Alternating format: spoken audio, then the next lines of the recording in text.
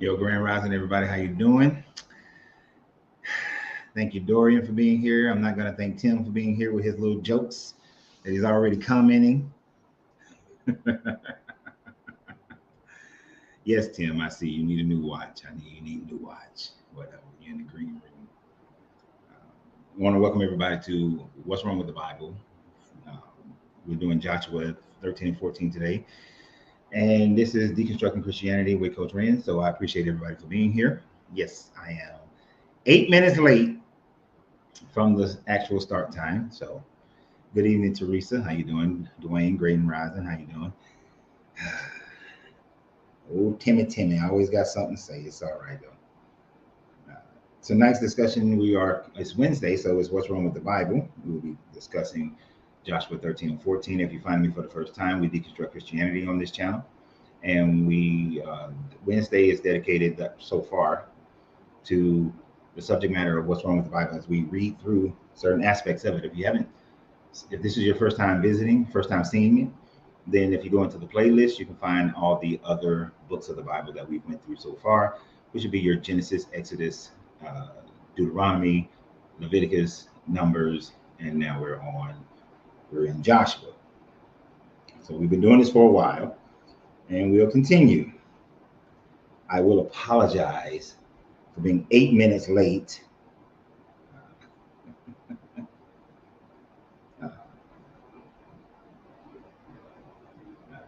But it happens. What pages should we turn to in the Bible? Turn into your Bibles to Joshua 13 and 14.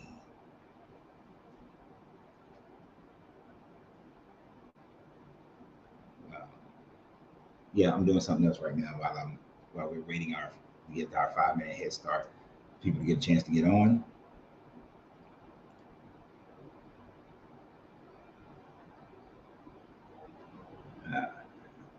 I am running late in all things today, and I am just recently posted videos for today, just regular videos on the channel, and posting on the relationship channel a video.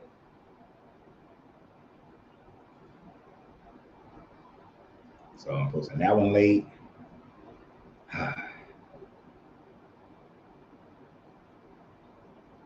As well as a video for Stogies and Hoops. And I converted my cigar channel to a channel about cigars and basketball because those are two things that I love talking about as well. Hey, Junie, how you doing? Let me make sure. See, we got to make sure everything is where it needs to be for today's conversation. Okay, that's on the right one. I hope you guys are enjoying this series. If you're enjoying this series, let me know if you're enjoying this series. It's a long series,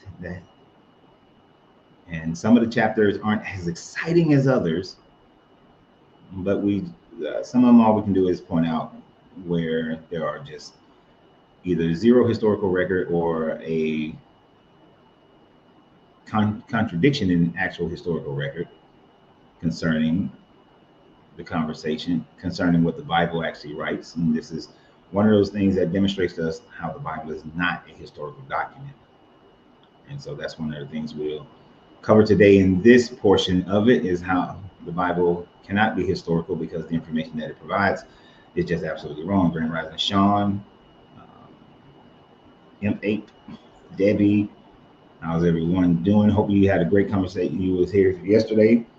I think we had a great conversation yesterday talking about what did we talk about yesterday? Simulation theory. And the day before that, polygamy in the Bible. So it's been an interesting week of conversations, and hopefully today will be just as interesting as any other day as far as our conversations go. Admittedly, had to stay up last night and finish a couple of my clients' taxes. And got to stay up tonight and finish some taxes as well.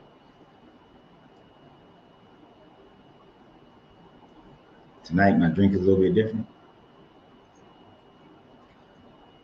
Got a good whiskey for my cigar. And tonight, another hand roll by my beautiful wife. I think this is the Brazilian and Nicaraguan blend.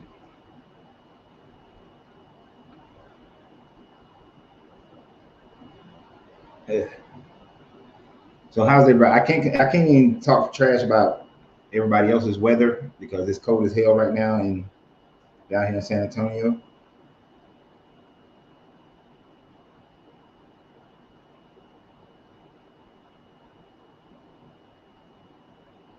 So I'm hating life right now.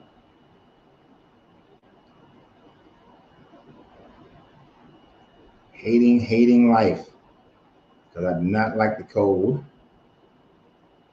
And it got down to like, it's supposed to get down to like the 20s today.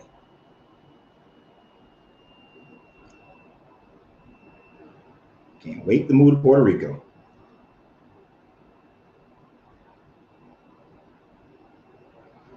If I could move right now, I most certainly would go ahead and move right now. This cold is getting on my nerves. They lied to me about San Antonio. They said that the coldest it gets in San Antonio is around 54. They didn't say nothing about no 30s and 40s and 20s. But here we are. All right. I do have my water as well. So maybe we don't have to take don't have to take a break tonight. We'll see. We'll see. Ooh, 0 here in North Arkansas. Ooh.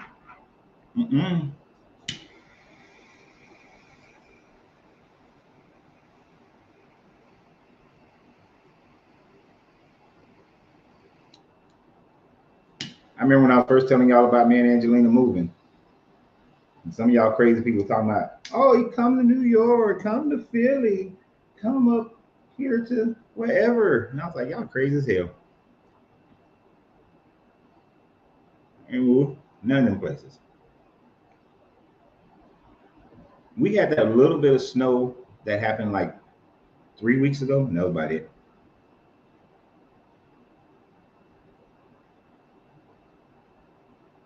Ooh, 7 degrees where Debbie's at. Nope. So, okay, we are over the 5 minutes. Well over the 5 minutes. So let's go ahead and get started. So welcome to Deconstructing Christianity. I am your host, Coach Brins, and today we are going through Joshua 13 and 14. These 13 is not a long chapter, only 33 verses in it. 14, it's not too bad itself. Very short chapter, only about 15 verses in it. But these 2 verses are some hella lies as far as what history teaches us. If you weren't here last week for the previous chapter, it talked about how they were killing all these kings and genociding all these people, and how this genocidal God just was all about destruction and killing everything. And many Christians have tried to say that, oh, it was hyperbole. It didn't really mean that he killed all the babies and so on and so forth. But we know that's what this God calls for. And in these 2 chapters, is really, most of it is about dividing up the land of the Levant. So before we get into these chapters, I want you to have in your mindset of this. The archaeological evidence demonstrates that this Joshua time frame would have been between 1250 and at the latest around, well, I guess it would be earliest for us, around 1180. Now, what we do know is that this is during the Bronze Age, what we call the Bronze Age time frame.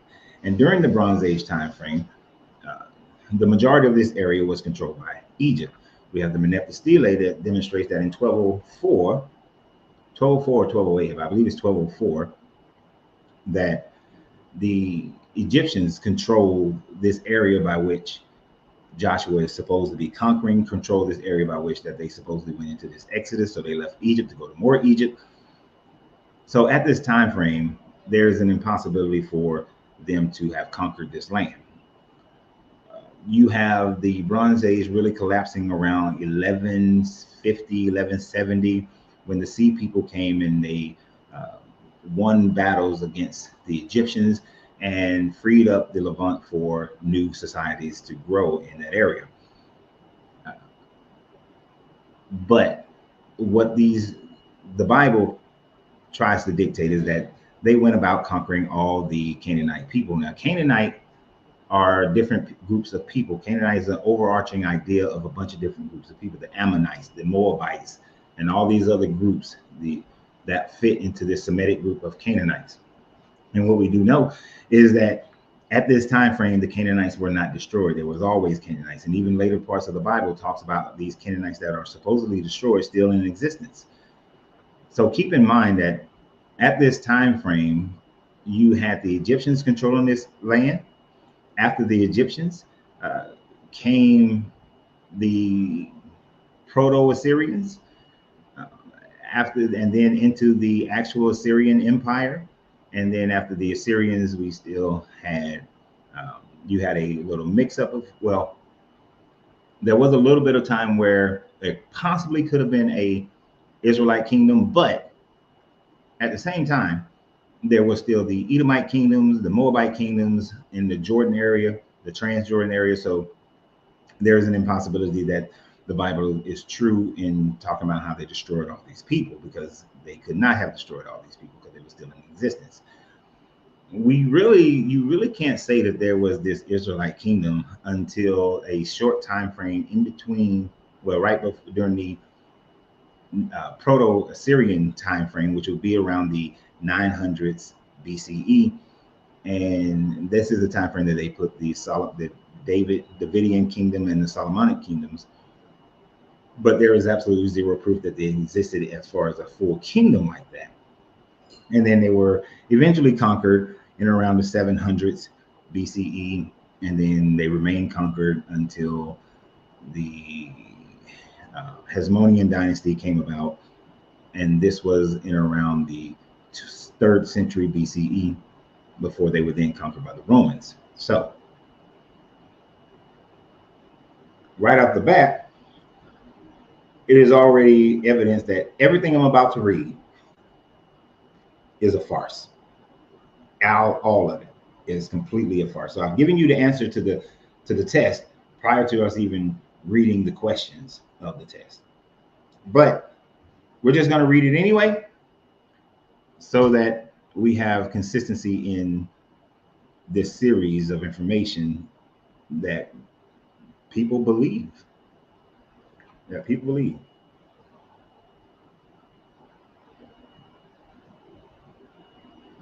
All right. And I see you guys are having conversations over there already. All right. So to go ahead and go through this, and I know how you guys are, y'all will start other conversations before I even get finished with it. So when Joshua had grown old, and the Lord said to him, "You are now very old, and there are still very large areas of land to be taken over. This is the land that remains, all the regions of the Philistines and the Geshurites, from the Sion River on to the east of Egypt, to the territory of Ekron to the north, and all of it counted as Canaanite, though held by the 5 Philistine rulers of Gaza, Ashdod, Askelon, Gath, Ekron, and the territory of the Avites on the south. All the land of the Canaanites from Ahar, some shit like that, of the Sidonians,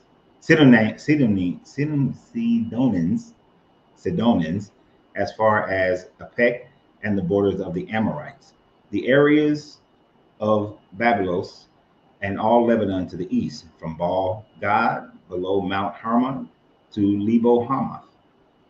As for all the inhabitants of the mountain region, from Lebanon to Meresfoth, Miam, that is all the Sidonians,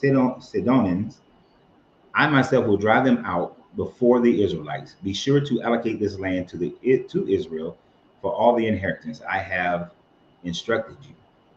as I have instructed you, and divide it as an inheritance among the 9 tribes and half of the tribe of Manasseh. So we know that there was a tribe that was left, 2 tribes that didn't come over into Jordan, over the Jordan River, and then a tribe, well, 2 tribes and a half. And so that's why it's saying 9 tribes. But in their mindset, when this is being written, what they are thinking about is that the time frame of the during the Babylonian captivity, a little bit during the Babylonian captivity, when this is being written, they are thinking of how Egypt was at that time frame. Egypt had lost control of the Levant in around 1170, 1150 BCE, and they're doing this writing in around in the 500s BCE.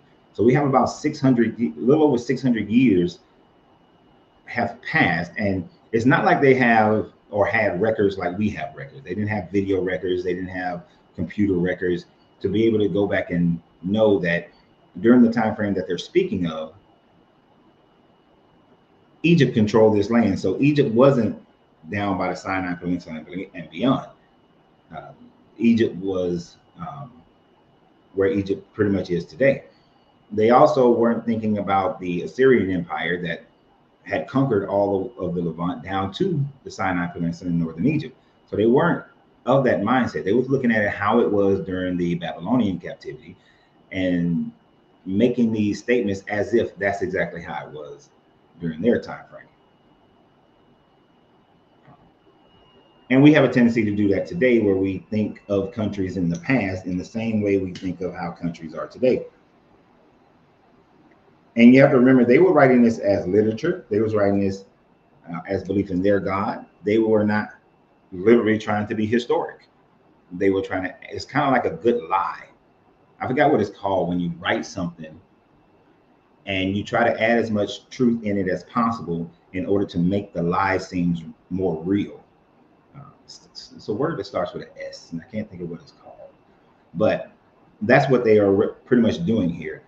They're telling their story based on as much truth as they can possibly have, but to add in the lies of their story. So all this land that they're talking about that they're going to divide up, and where these Canaanites are still existing, they're just going based off of told history by the conquerors and those who won. They're not telling this story based on actual, accurate, true history. And we saw that when they talked about the city of Ai, whichever one you want to call it, the city of Jericho. They knew Jericho had these walls, but because they didn't have dating techniques, they had no idea when the walls actually fell down. They just knew that by the time frame of their telling, those walls had been built, torn down, built, and torn down again, not realizing that it had been torn down much prior to any time frame before any Israelite ever came into this kingdom, into this area, or Israelites were even a developed society. There was no such thing as an Israelite when the walls of Jericho first came down, and the second time that they came down. So speaking of saying that these Canaanites, the Philistines are in Gaza, Escalon and Goth, and the Canaanites they were of the Sidonians and Apek, and talking about the Amorites. No, these people are already gone. The Amorites had already been absorbed into the Assyrian Empire by no later than 1200 BCE. And this is the time frame that these stories are supposed to be happening, is around 1200 BCE, but Egypt still controlled the Levant at that time frame. And because the Amorites disappeared from history around 1200 BCE, they are staking the claim that it is them who got rid of the Canaanites, when really it was the Proto-Assyrian Empire that got rid of the Canaanites. So let's continue. The other half of Manasseh, the Reubenites and the Gadites, had received the inheritance. So the Reubenites and the Gadites were the ones who stayed on the other side of the Jordan River, and half of the tribe of Manasseh. So the other half of Manasseh, the Reubenites and the Gadites, had received the inheritance that Moses had given them east of Jordan. as he, the servant of the Lord, had assigned to them. It extends from Aor to the rim of the Arnon Gorge, and from the town in the middle of the gorge, and included the whole plateau of Medeba, as far as Dibon, and all the towns of Sheol, king of the Amorites, who ruled in Heshbon, out of the broader, wait a minute, out to the border of the Amorites. It also included Galilee, the territory of the people of Geshur and Makkah, all of Mount Hermon, and all Bashan, as far as Salika. Probably saying that wrong. That is the whole kingdom of Og in Bashan, who had reigned in Ashtaroth and Ederi. He was the last of the Rephaites, meaning giants. Moses had defeated them and taken over their land. But the Israelites did not drive out the people of Geshur and Makkah, and so they continue to live among the Israelites to this day. So what they are saying is that at the time frame that they're writing this, Canaanites were still in existence because they had not fulfilled it. But other times they were saying that they had destroyed all these people. And they are claiming that they killed the last of the giants. When, of course, you get to the David story, you get giants again.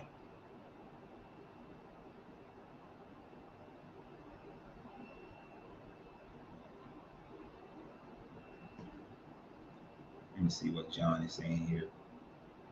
The Battle of Cannae lasted 2 days, ending on 216 at the Battle of Cannae, and the estimated 48,000 Romans killed, 20,000 were captured. The battle took place in Cannae, in the town about 300 miles out south of Rome, and one of the most lethal days of fighting history. Y'all must be talking about something else. All right, so let me continue.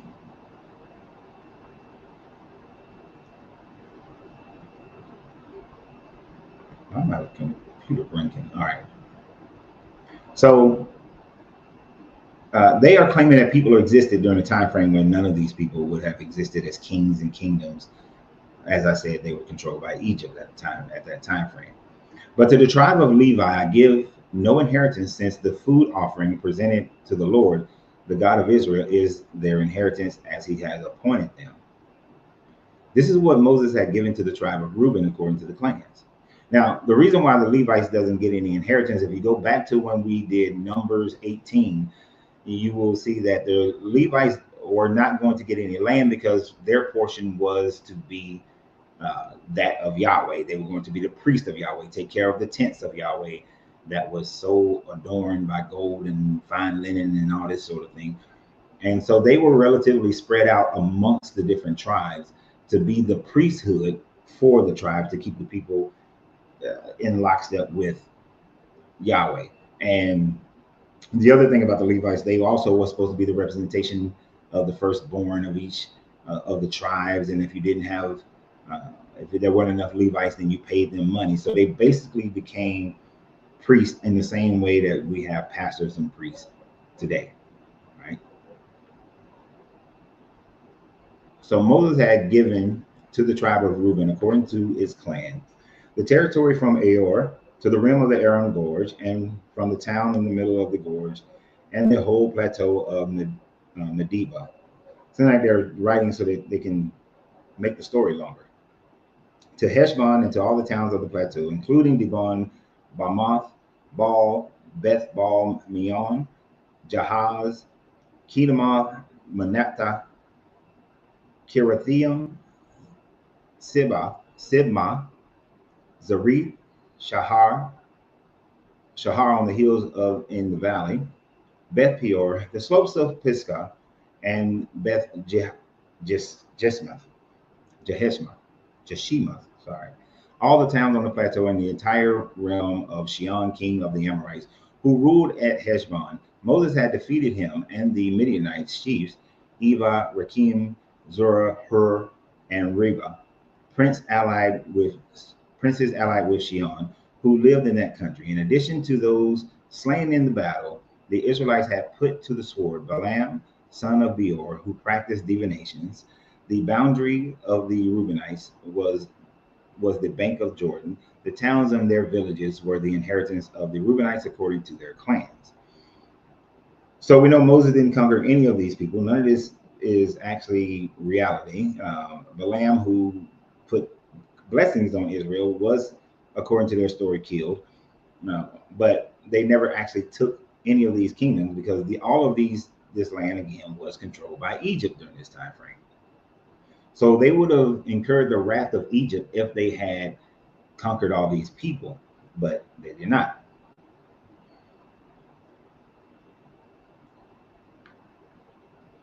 This is what Moses had given to the tribes of Gad according to his clans. The territory of Jasher, all the towns of Gilead, and half the Amorite country, as far as Aor. And like I said, the Amorites just disappeared in 1200, so they can just write whatever they want to write because there's no one to refute it. Near Rabbah, and from Heshbon, and Remath, Mizpah, and Betonim, and from Mahanaim to the territory of Debir, and in the valley, Beth Haram, Beth Nimrah, Succoth, and Zephon, and the rest of the realm of the Shion, king of Heshbon, on the east side of the Jordan, the territory up into the end of the Sea of Galilee. These towns and their villages were inheritance of the Gadites according to their clans. This is what Moses had given to the half tribe of Manasseh, that is to the half the family of the descendants of Manasseh according to his clans. The territory extending from Mahanaim, and including all of Bashan and the entire realm of Og, king of Bashan, all the settlements of Jair and Bashan, 60 towns. Of course, they said all this already earlier. Half of Gilead and Ashroth and Idri, the royal cities of Og in Bashan. This was for the descendants of Machir, son of Manasseh, for half of the sons of Machir, according to their clans. This is the inheritance Moses had given when he was in the plains of Moab across the Jordan east of Jericho. But to the tribes of Levi, Moses had given no inheritance. The Lord, the God of Israel, is their inheritance, as he promised them. So that was it repeating itself, even within the first part of this chapter. So again, this is just not true at all. None of these kingdoms existed and at that time frame. It is not until you get into the 900s and 800s that you still have the Moabite kingdom.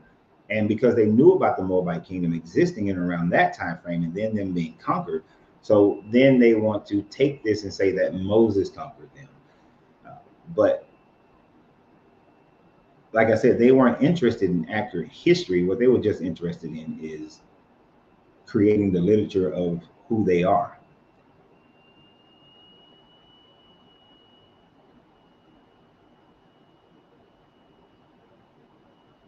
What the hell are y'all talking about? All right. So to continue, like I said, I know this is just talking about the division of kingdom of land to which never happened. But with this type of thing, and as I said last week, Joshua, I don't know if I said this last week, Joshua most likely, if he existed, was some Semite warlord king who was known to have conquered some people. And since he was known to have conquered some people, he was then adopted into this story. And this is why Joshua becomes a prominent person. There is actually no other records, no history of Joshua in any form or fashion. Most historians simply think that they are taking the story from some other group and of a well-known dude named Joshua and implanting him into their story. So chapter 14, which is a very short chapter, and then we can get into whatever the hell y'all talking about. Now, these are the areas the Israelites received in an inheritance of the land of Canaan, which Eleazar, the priest, Joshua son of Nun, and the heads of the tribe clans of Israel allotted to them. Their inheritance were assigned by lot to the 9.5 tribes. As the Lord had commanded Moses, Moses had granted the 2.5 tribes their inheritance east of the Jordan, but had not granted the Levites an inheritance among the rest. For Joseph's descendants had become 2 tribes, Manasseh and Ephraim. And the Levites received no share of the land, only towns to live in, that with pasture lands for their flocks and herds. So the Israelites divided the land just as the Lord had commanded Moses. Now the people of Judah approached Joshua in Gilead, and Caleb, son of, now this is going to be a little bit of favoritism.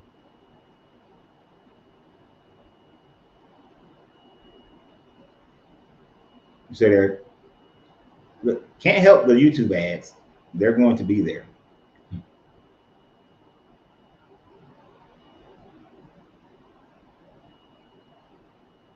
But they all should be skippable. I'm surprised they're the ones that are not skippable. But can't do anything about that. It's the process. It's part of the program. So now the people of Judah approached Joshua of Gilgal, and Caleb, son of Junimpha, the Kizanite, said to him, "You know what the Lord said to Moses, the man of God, at Kadesh Barnea, about you and me. I was 40 years old when Moses, the servant of the Lord, sent me from Kadesh Barnea to explore the land, and I brought him back to report according to my convictions. But my fellow Israelites who went up with me made the hearts of the people melt in fear. I, however, followed the Lord my God wholeheartedly. So on this day Moses swore to me, the land on which your feet have walked will be your inheritance, and that your children forever, and that of your children forever, because they have followed the Lord my God wholeheartedly. Now then, just as the Lord promised, he has kept me alive for 40 years since the time he said this to Moses, while Israel moved about in the wilderness. So here I am today, 85 years old. I am still as strong as the day Moses sent me out. I am just as vigorous to go out to battle now as I was then." That's some old man lies right there. "Now give me this hill country that the Lord promised me that day. You yourself heard that the Anakites were there, and their cities were large and fortified. But the Lord helping me, I will drive them out, as he said." Then Joshua blessed Caleb, son of Junimpha, yeah, you know what I'm saying, and gave him Hebron as his inheritance. So Hebron has belonged to Caleb, son of Junipham, the Kizanite, ever since, because he followed the Lord, the God of Israel, wholeheartedly. Hebron used to be called Kirith Abra, after Abra, who was the greatest man among the Akanites. Then the land had rest from war.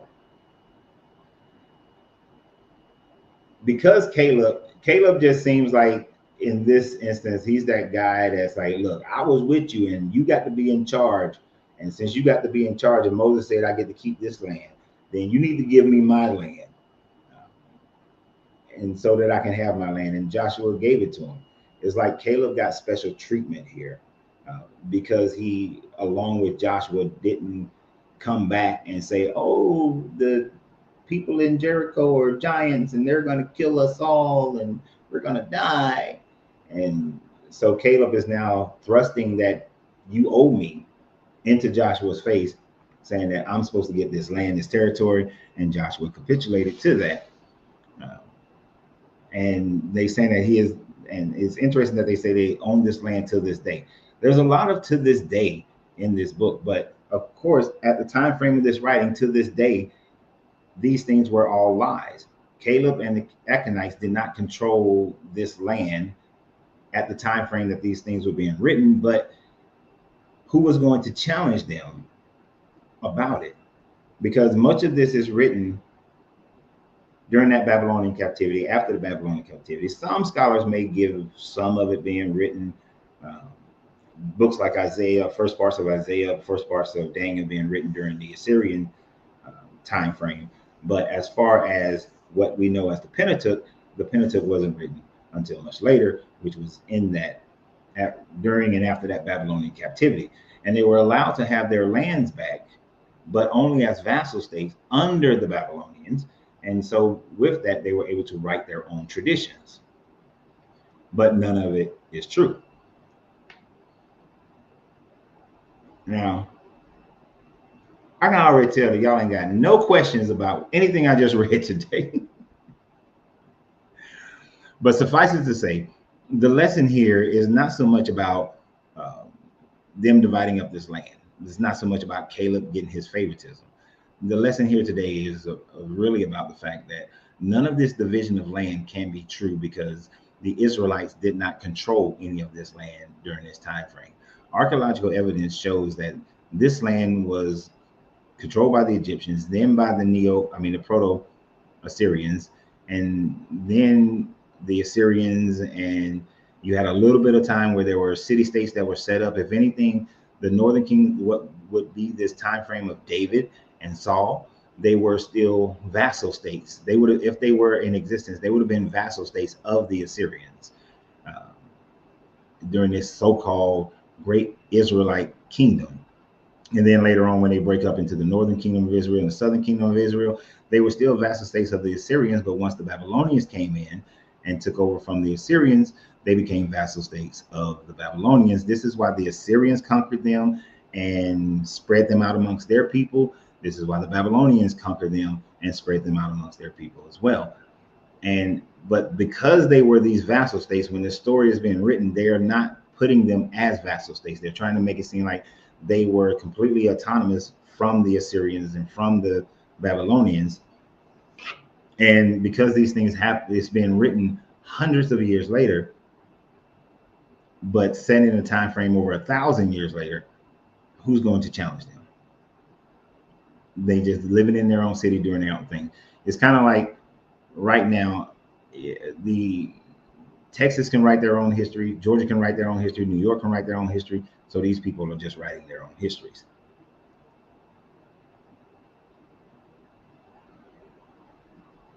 Yeah.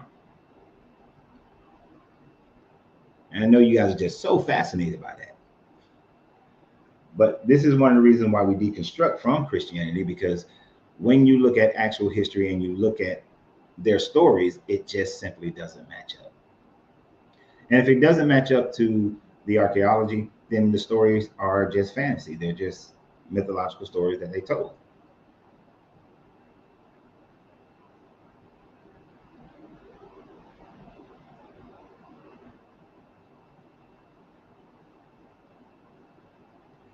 All right, so this is the closest question to anything we just talked about. Oh, Dark and Light said, I'm just chilling. Don't like it. I have a question. Where were the Anunnaki still there at the Anunnaki still there at that time frame? You really didn't at that time frame. You didn't have the Anunnaki in the same way that you had them in around 3000 BCE. 3000 BCE down to about 2500 BCE was the prime time for the Anunnaki. By the time we get into around 2500 to 2200 BCE, the Sumerians had been absorbed into the Akkadian. And the Akkadians still had the Anunnaki, but the names had begun to change. So they weren't Enlil and Enki anymore as much. The names started changing to Ea and things like that, like Ishtar is now Inanna, or no, is Inanna Ishtar? The names reversed. So you really don't, you have the Anunnaki, but with a different name. Even Yahweh and El go up to the Anunnakis, where Enlil becomes El in the Akkadian, becomes and remains El in the Canaanite religions, and then becomes Yahweh. So you don't have Anunnaki in the same way that the Sumerians viewed them, but they have now become deities of just groups of people. Now, what's interesting that in the Sumerian story, according to some of the cuneiform scholars, the Anunnaki, what was I about to say?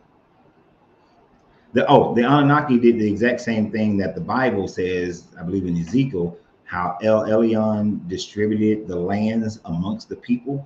Because when you look at their stories, each one of these Mesopotamian people have a deity that they primarily worship that is very similar to the Anunnaki deities. And so the Israelites just took that same idea of separating the lands, but then making the people Yahweh's people, Yahweh's portion, like, and now making them a chosen people of this particular God. That way, it would explain why, at the time frame of their writing, they do not have land. They're just a people, because they were in a conquered state for the overwhelming majority of their existence as Israelites.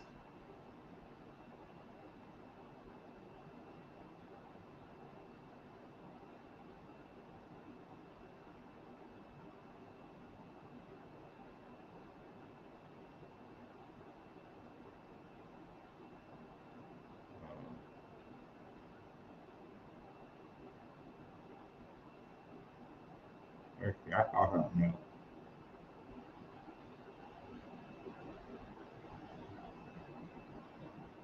And Boondocks, the allegories of the Anunnakis was about stars and planets. I do think they became allegories about stars and planets. Personally, I think they were originally pre-Earth civilizations prior to the Younger Dryas freeze and flood, and the ice age that came before that lasted for about 30,000 years, 40,000 years of an ice age. I think they became allegories for stars and planets, but the other most likely scenario is they were some pre-Earth civilization.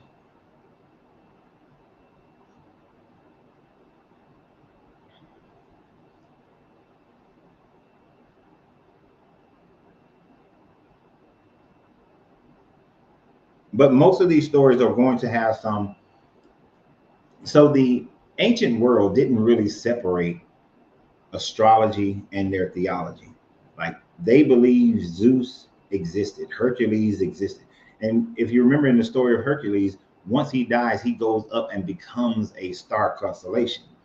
So to them, gods becoming stars, gods becoming planets, or they are one and the same for them.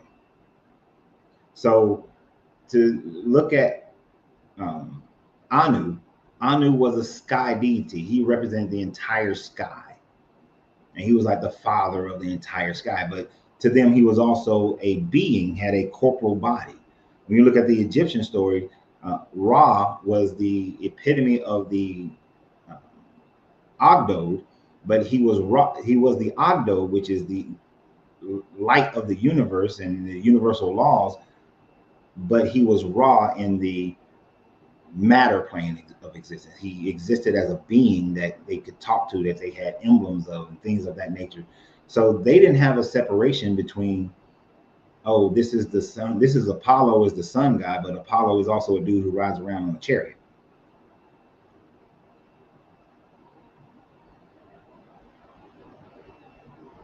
And according to people like Zechariah Ascension, they were gods that came from the stars. That's the whole thing. From heaven to earth they came.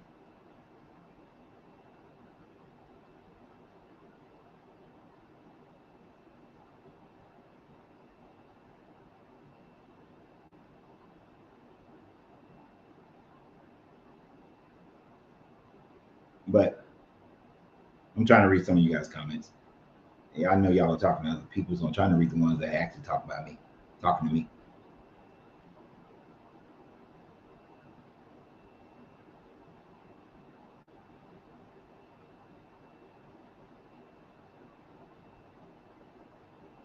I just think we need to keep trying to figure it out.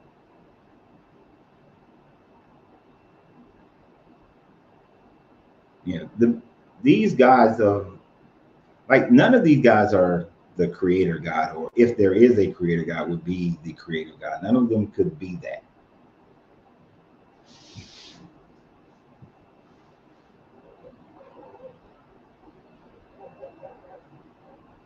But each one of these guys will represent something in nature for the most part.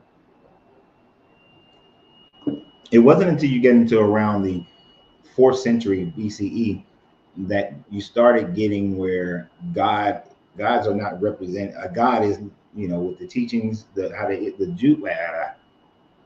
Israelite people began to change their ideas of the gods representing planets that they learned from the Persians in their worship of Zoroastrianism, of their worship of Ahura Mazda, because Ahura Mazda was never identified as a celestial, anything that was a celestial body.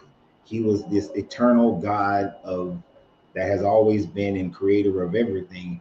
And so after the Persians, they started to take this up for themselves, and over a course of about 100 years, they developed their God Yahweh into the same type of God that Ahura Mazda was. And so that's when it started shifting from being a representation of planets and stars and that sort of thing to just being this being of existence.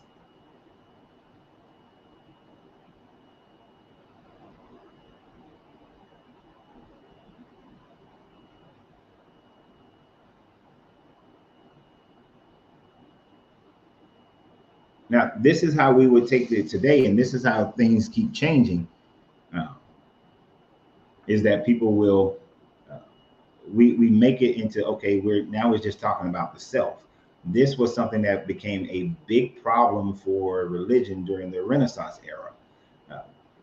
God stopped being about something outside of yourself and started being something within yourself, which that then incurred the wrath of the church, and then the church took it back over. But then after a while, the church, they had everybody back, and then they came back again.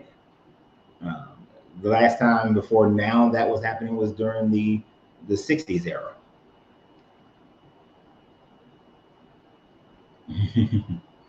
So Atlantis. There's absolutely no proof that Atlantis existed, but I will say this: prior to the Younger Dryas flood, there were cities would have. Okay, so when you have an ice age and the water level is 400 feet lower, then all that land over a 40,000 year period would begin to become inhabited. Whatever technologies and growth that those civilizations had at that time frame, they would have had them. Once the Younger Dryas flood happened, which rose sea levels back 400 feet within 6 days, those civilizations would have died out instantly. They would have went through a hellscape of life. Could what becomes the Anunnaki have been some of those people, or whatever they were, having the ability to survive? That is about as far as I go with the Anunnaki. Is that the Anunnaki in Atlantis, that they may have lived in a place that they called Atlantis, and they may have tried to reestablish civilizations after this Younger Dryas flood happened, and that is where they get these Anunnaki stories from. But that does make it a possibility that cities like Atlantis, that continents like Mu and Lemuria could have possibly existed, with the fact that this flood would have devastated most of the population, because most of the population lives coastal, just like we do today. So imagine if sea levels rose 400 feet over a 6-day period, 1,000 years later, New York is a mythical thing.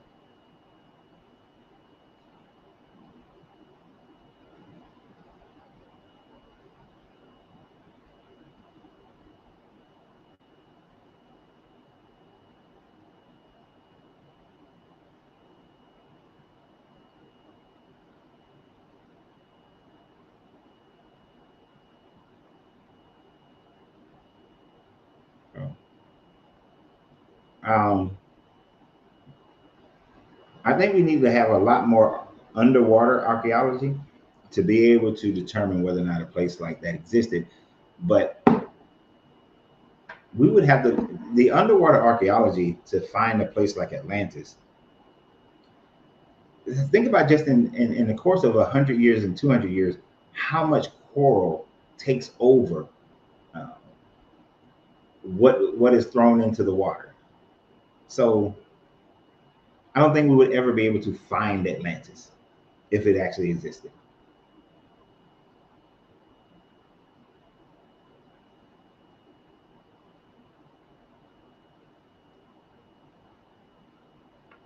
I see y'all are arguing with whoever Jay is.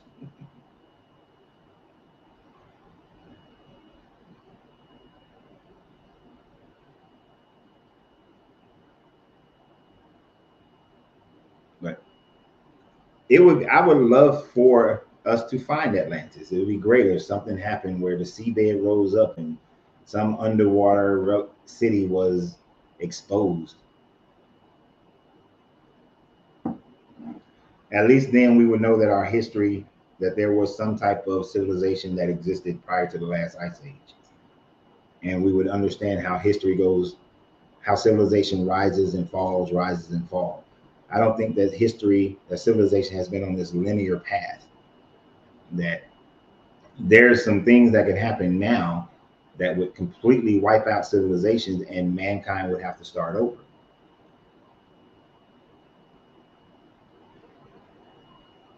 Like imagine the caldera there's two main calderas that would be interesting if they explode. Interesting is maybe a little harsh way of saying it, but there's one caldera in the Bay of Naples, and then there's the Yellowstone caldera. If one of them exploded at a certain level, both of them would explode. If both of those calderas were to explode, it would literally wipe out civilization as we know it. All of civilization would have to start over.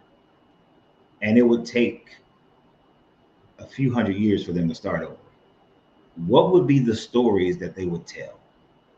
If the overwhelming majority of our technologies are knocked out and all this stuff, what are their stories? And then if it takes 10,000 years before civilizations really start getting on their feet, satellites would have fallen out of the sky. They wouldn't be there for them to say, oh, there was something. They would have degraded by then. So the question would be, if that happened, what would be left? 10,000 years of without. Actually, there's a series called, I think, Life Without Humans or Earth Without Humans, something like that. 10,000 years, most of our known civilization would be buried.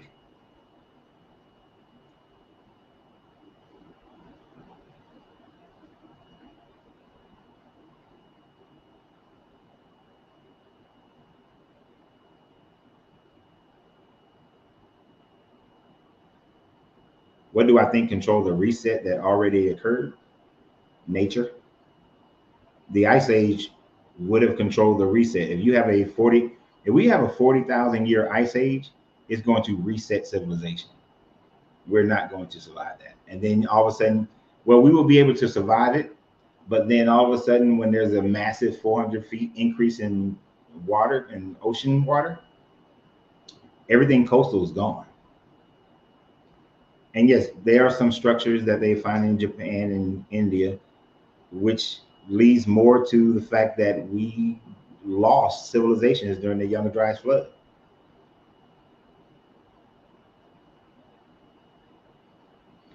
I'm not quite sure I understand your question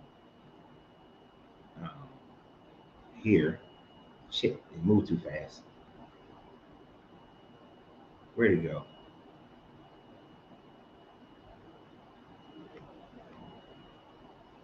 This is an interesting thing, Coach. Why preserve and not instead reproduce this? Preserve our way of life, reproduce our way of life? Why didn't they reproduce what they already had?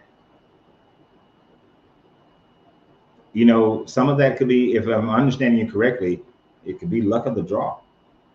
If 80 to 90% of the population gets decimated, relative to who is still remaining will determine whether we can reproduce what we lost.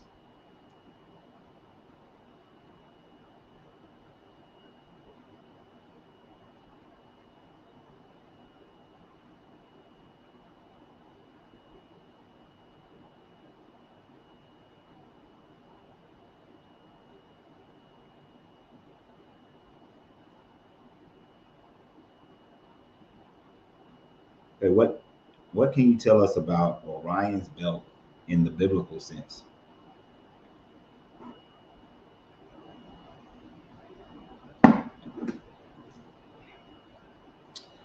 In the biblical sense of Orion's belt, there really isn't much there. You can allude to so the Egyptians looked at Orion's belt as a Saur's belt. They saw uh, Canis Major as a Set. So this would be Osiris and Isis. And the sun was Heru. At the time frame of the winter solstice, right before it, the sun, for their thought process, dies on the Southern Cross. And then 3 days later, it begins to move 1 degree north. And so it's rising, is reborn. But on that day, the belt of Asar points directly to the womb of Aset for the birth of the sun. So those are the only biblical aspects of what we call Orion's belt. Beyond that, there's nothing else to it.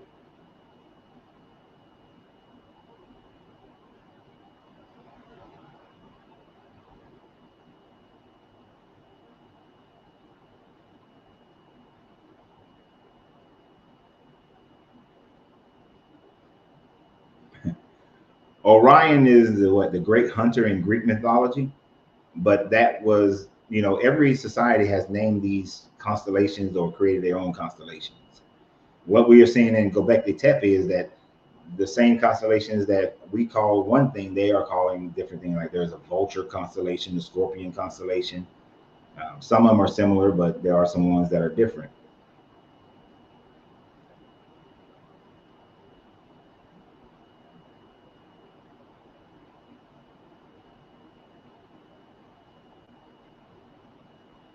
Well, that's pretty harsh. Oh, not that one.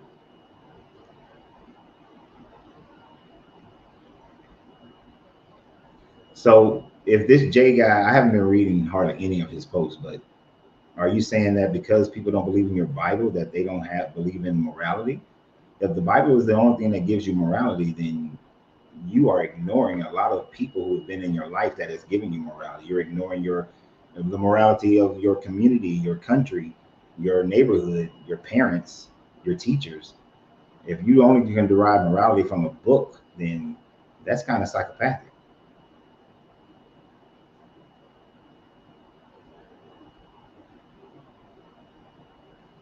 Yeah, Orion was in the Greek pantheon,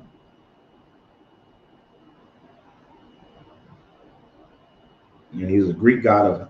That's why he's calling Orion the Great Hunter, because he was the Greek god of the hunt.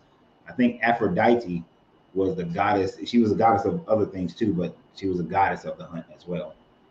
Now I know she was a goddess of the hunt because that's one of the reasons why Constantine put Aphrodite on his arch.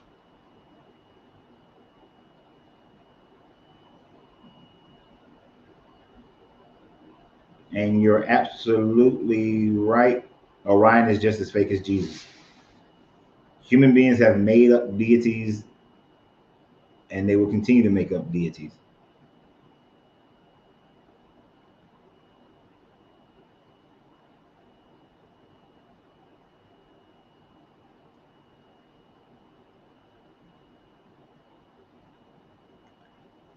Good old James, back again, not knowing how to formulate a sentence. Like I said, you a message to Ingrid.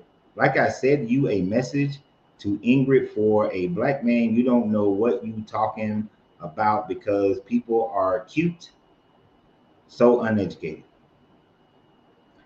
Who are you calling uneducated?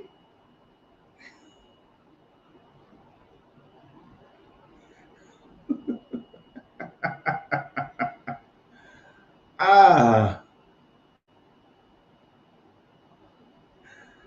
ah.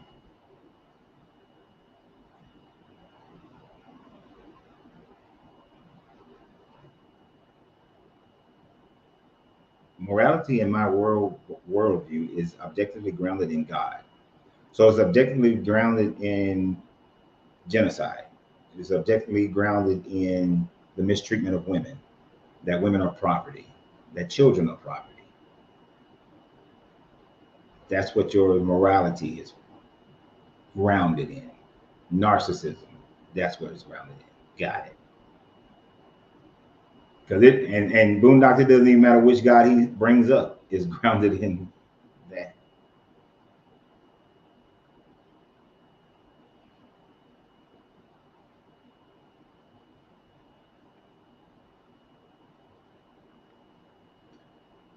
I'm calling you. I'm calling you. Are you? What in the three levels of hell does that mean?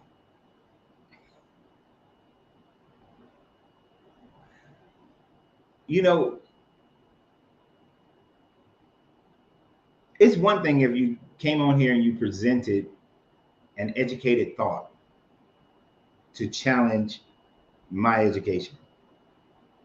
But when you can't formulate a thought, how in the hell are you going to challenge someone else's level of education?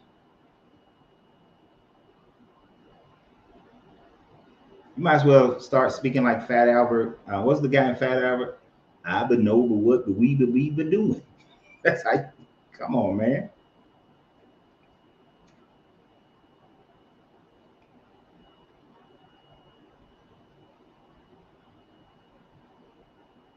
I mean, at least even though Fred couldn't write a sentence either, we could at least through the context clues figure out what Fred was talking about.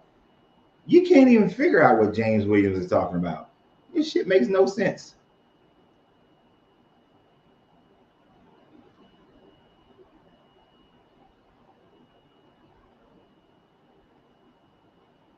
You keep writing shit, I'm gonna keep embarrassing you. I said you were uneducated for a black man. So is there a different education level for a black man than there is for a white man, than there is for a yellow man, than there is for a red man? We got different levels of education. But let's say you said you were I said you were uneducated for a black man. You don't know, well, period. You don't know what you talk about, and it makes you stupid and uneducated for a black man who you know everything.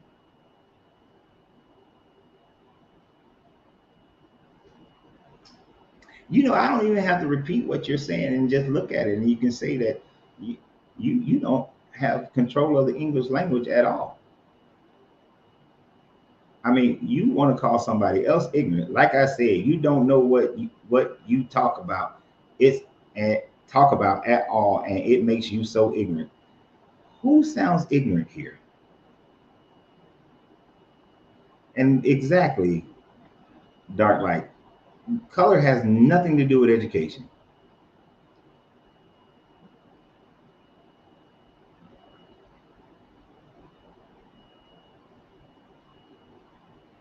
I always find it interesting how when you see these people like him who thinks that every black person is supposed to have the same mind.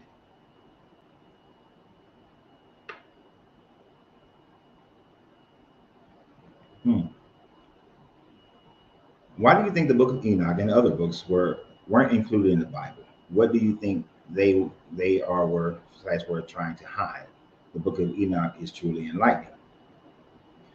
Well, the Book of Enoch wasn't in, the Book of Enoch had many reasons why it probably wasn't included into the Orthodox canon, because it was included into other people's canon, but the Orthodox canon it wasn't included into because the Book of Enoch 1 was written in and around the second, third century BCE. So they viewed it as being written too late. And so therefore it's not authoritative in their mindset. The Book of Enoch also brings about more fantastical stories, and it was too fantastical for the Bible. Just think about that for a second. It was too fantastical for the Bible. Uh, Although it is quoted in Jude, it is quoted in the letters of Paul, uh, as because it was a very popular book that was being read up until around the third, fourth century BC CE. They just didn't see it as authoritative. That's the main reason why it wasn't. And other books were the same. If they were written too late, they would not add them to the canon.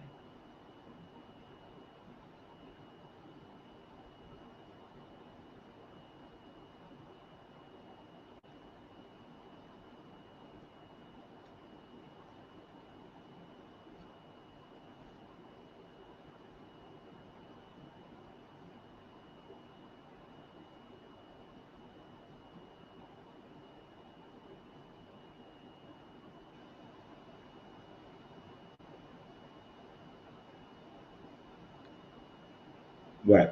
I mean, it's fan fiction. Book of Enoch is fan fiction. The Gnostics, they didn't like the Gnostics because they wouldn't agree to the uh, Nicene Creed about the Trinity. So of course, most of their writings weren't. Plus, it took away a lot of those books took away from the power of the church. So let me add that in there. They took away from the power of the church. Some of the books actually even made women equal to men, but of course, during that time frame, that's not going to be acceptable.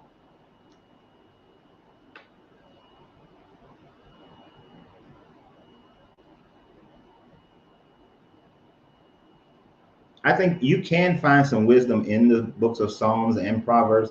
You can find some wisdom in most of the Bible. There's some good little thoughts here and there. You know, one of my favorite business thoughts that comes from the Bible is from Ecclesiastes, where it says that you should do many businesses because you do not know which one will succeed. I just don't think that a God has anything to do with that success.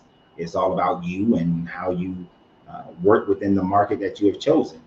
So can you find some good things in it? Sure. The Proverbs 31 woman sounds great.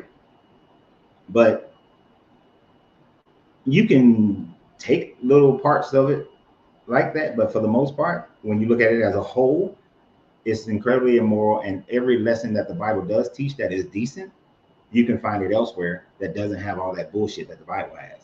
You can find it in the Tao. You can find it in Buddhism. You can find it in so many other religions. So why even bother with all the bullshit of the Bible?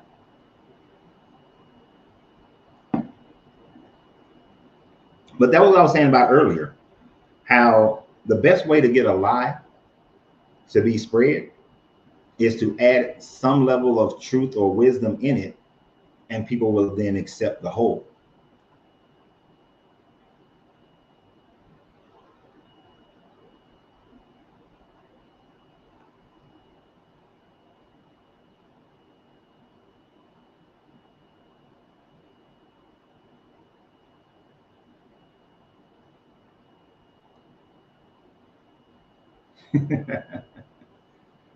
The reason why I don't get into these stupid ass debates is because for every comment that a person like James has made, he has not said anything substantial to debate any points that are made. What's the point of going in circles with an idiot? What was the old little joke? I don't remember. Let's see, which was it? How does it go? Uh, a monkey and a tiger were arguing over something, and they brought it to the lion. And then the lion told the monkey that he is right and the tiger is wrong. But then he told the tiger the reason why he said that he was wrong is because you're arguing with a monkey. You're arguing with a fool. So why even continue to argue with a fool? That just makes you more of the fool.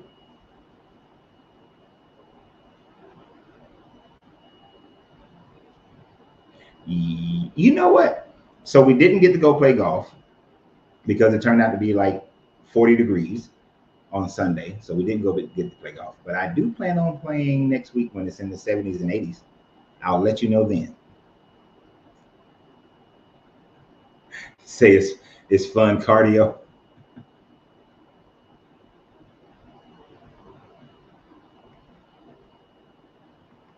James, what point are you making? Make a point right now. Make a point right now. Make a point that's not based on belief. Make a point of how none of the Joshua story could have happened because it doesn't match up with the historical data that we do know about the kingdoms that were in existing at that time frame. Make a point about how we know that the flood never happened because one, there's not enough water on the planet. Two, that boat would not have worked. Three, all civilization doesn't come from the sons and the lines of Noah. That there were civilizations before, during, and after the flood. Like, make a point. You make no points.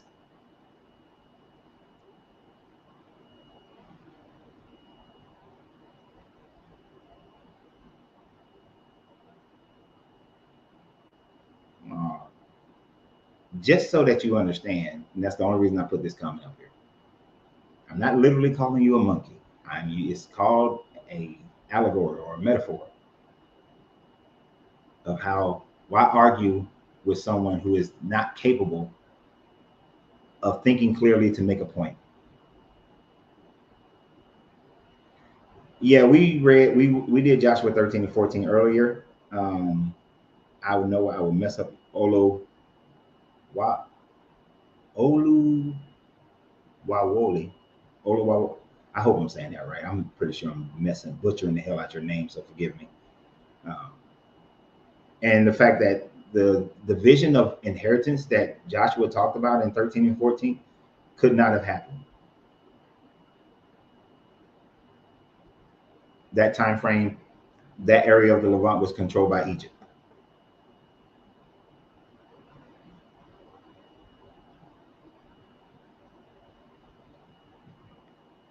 Not a damn thing.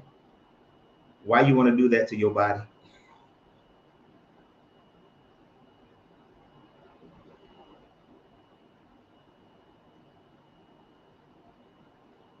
Y'all leave James alone. He said, "Give me a minute. I'm trying to get my start."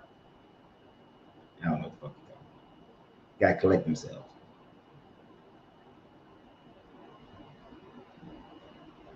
Look, I'd rather you go to Chipotle than go to Burger King.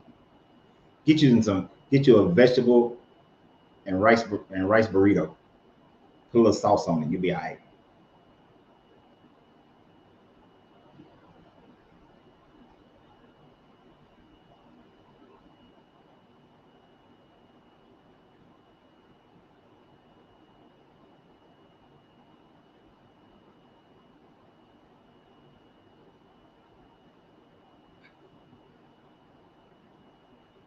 I enjoy watching golf myself. Haven't watched much golf recently though. Can't wait to see what Tiger Woods' son turned into. The dude, I appreciate that. Thank you very much.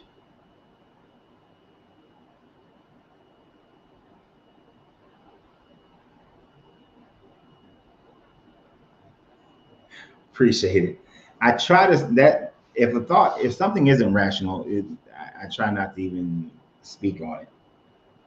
If it doesn't go through my process of what's called the trivium, which is taking all your facts, gaining an understanding for your facts, and actually it's the quadrivium, actually taking your facts, gaining all the an understanding of the facts, and then putting them into practice. Once they have been in practice, you gain wisdom from them, which if you don't get the results that you desire, you go back and reevaluate, well, see if there are other facts that you missed out on and reevaluate your understanding and then implementation again. And it's a continuous cycle of critical thinking.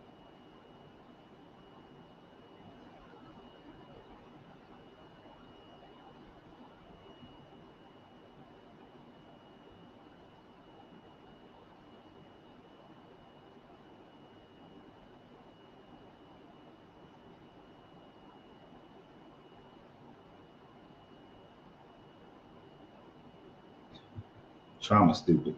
I can't watch golf, tennis, or baseball, etc. Playing with balls. But I've always loved sports. I will continue to love sports. Track, football, basketball. Can't watch baseball. I like playing baseball, but I'm not watching it. Volleyball. What I don't like is those sports that are based on judgments. Those I can't stand.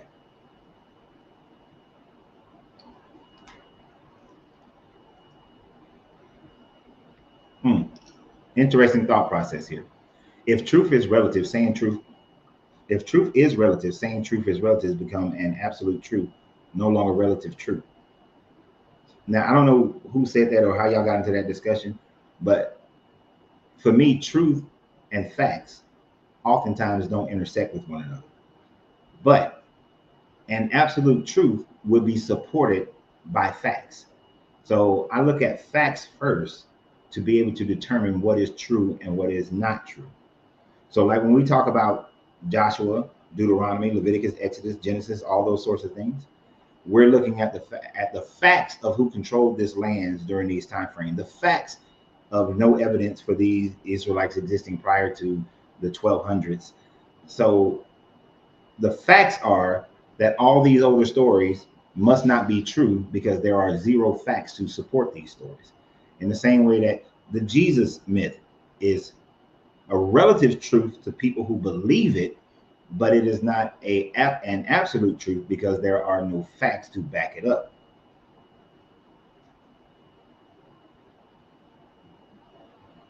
Yes, And if you look at the Meneptah stele, Meneptah, that time frame of Meneptah would have been around 1204 BCE.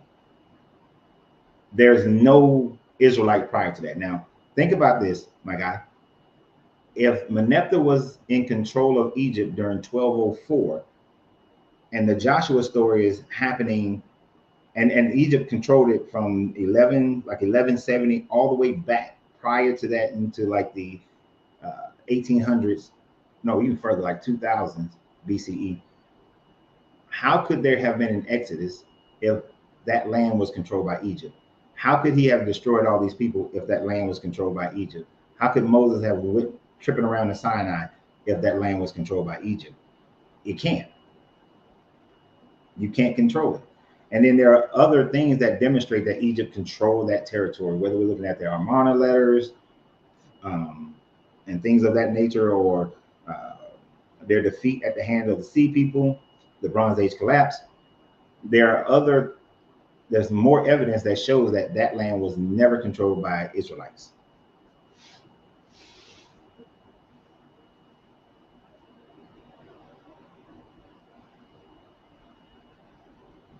So when people say that these kingdoms existed, and because the lie has been told so well and people don't want to interrupt people, they'll tell you that, oh, from 900 BCE to like the 800s, high 700s, the kingdom of Israel existed, but there's zero archaeological evidence of that. If anything, it looked like it was a squabbling of multiple tribes during that time frame until the Assyrians went in and whooped all their ass. Now, the Israelites may have come into a kingdom in around the 700s, 800, 700s, but then there was summarily ass whooped by the Assyrians. And then after the Assyrians, the Babylonians and Persians, the Greeks, and then they had about 130 years of their own territory again, and then the Romans.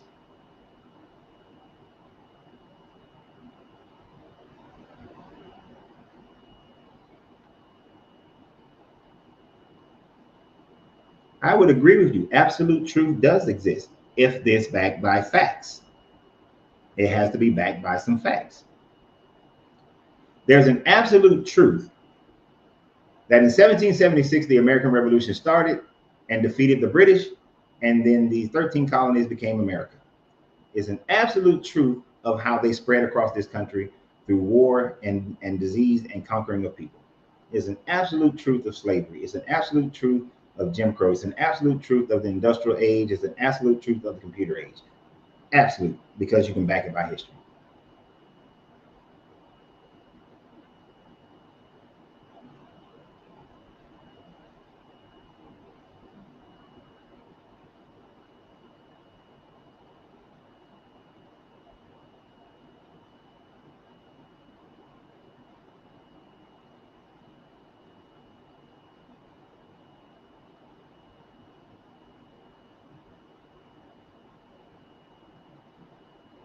Now, James, I know you said you had to go get something started, but what the fuck?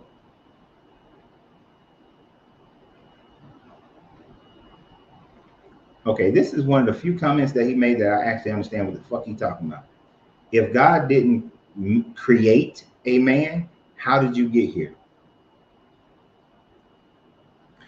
I got here through my parents, and they got here through their parents, and they got here through their parents, and their parents, and their parents, and their parents, and their parents, until eventually it gets to a point where we don't know, right?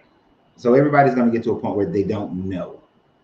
But yes, like Q said, from my daddy's big nuts. But I want you to think about something, and I was thinking about this a couple days ago. Mathematically,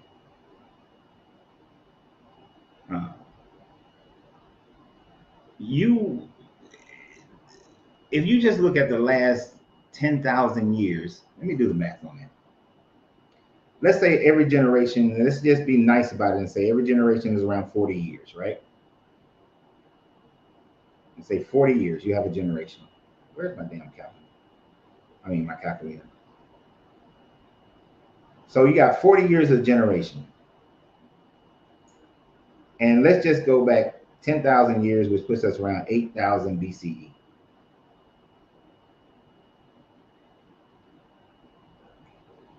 That would be 250 people between 8,000 BCE to you today. Right? Now, in order for you to exist, there has to be a line of people, a line of 250 people at minimum for you to exist right now. For Trauma, for Q, for James, for Ruben, for John, for Sean, for Tim, for Debbie, for everybody. Right?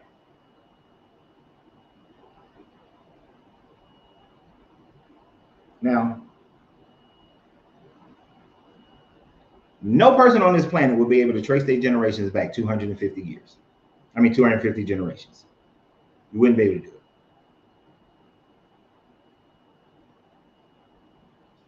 So, and then the thing about it, the way you look was totally different.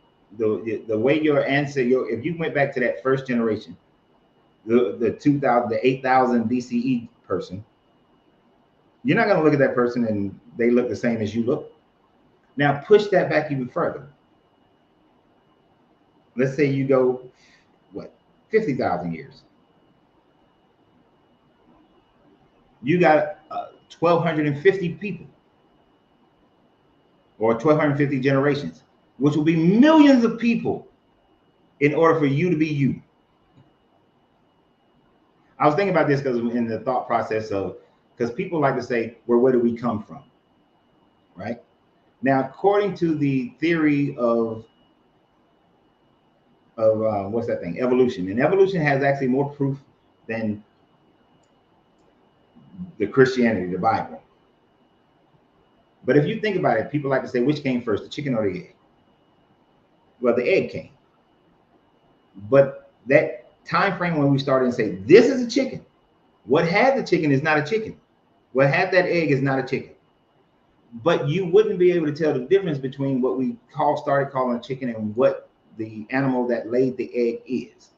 Because things happen gradually. Like change happens so gradually, you wouldn't be able to identify. So even when, I forgot his name, who wrote the thing about evolution, starts with a D, I think. Even when he wrote that, and he said that the fossil record should demonstrate the change in evolution. What is not considered in that statement is the fact that it wouldn't be like one day there was this type of Homo erectus, and then all of a sudden that two Homo erectus got together and they had a Homo sapien. It wouldn't happen like that. It would be so gradual that you wouldn't be able to identify the change. Because if you're talking just over 1,200, over 50,000 years, you're not going to see that change. Thank you, Darwin.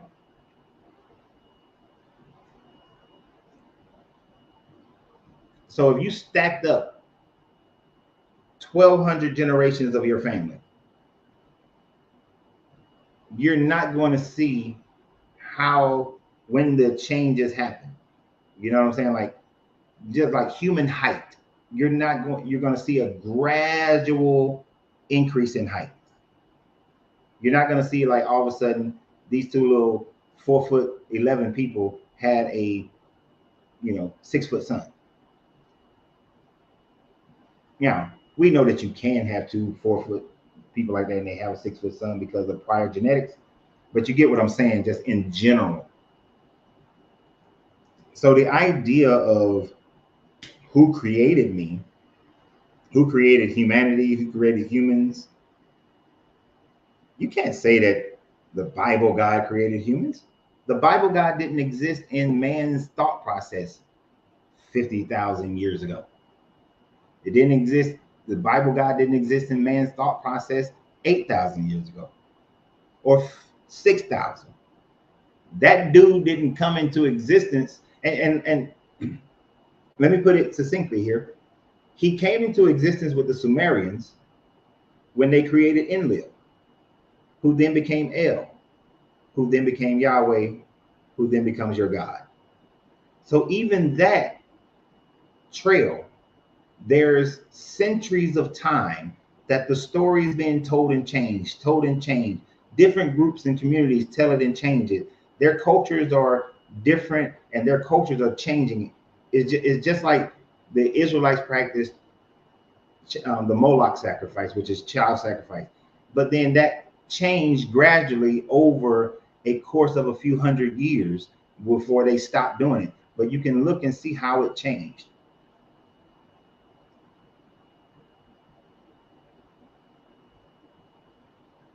And there is no Adam and Eve. He just poofed out of some dirt, a man in a garden.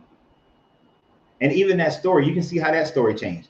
First, the Sumerians said that Enlil, Enki, Ninharsag, and Anu was down in the Apsu, and they went through 16 variations of test tube babies to create Adapa, but they created other versions of man. And then they took Adapa and placed him into the Garden of Eden in Chaldea and gave him dominion to run all the other man-like creatures to serve the gods and to mine the gold.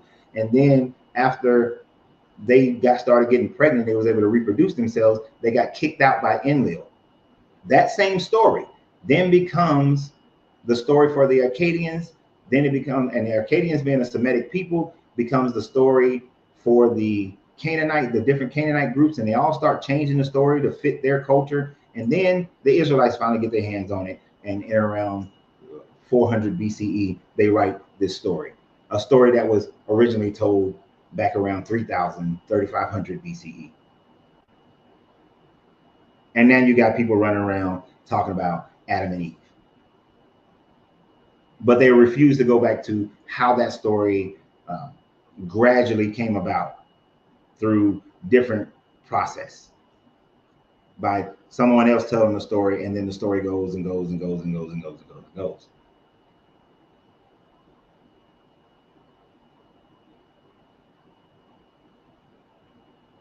I mean, the only reason we know something, a lot of the stories of the Egyptians, and when if you was here when we did the Egyptians creation story, there's a series that we did the different creation stories of different groups. You can see how even with the Egyptians, depending upon what city and what pharaoh was in charge, it was either Ra, it was either Abdod and Ra, or it was Amen, or then it was Amen Ra, and then it was the Aten. So even in their stories, over a 3,000 year time frame, they changed their story.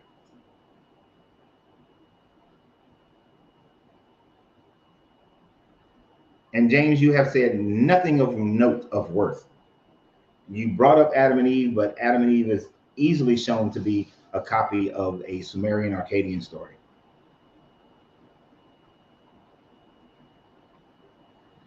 I would rather believe the movie Stargate before I accept the biblical story.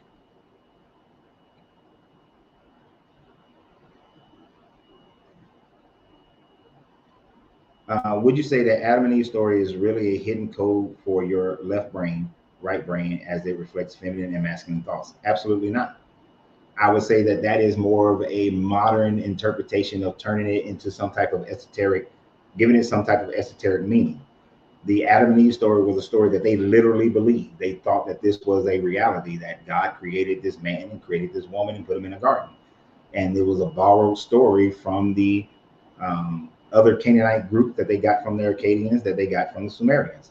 But no, that is modern day.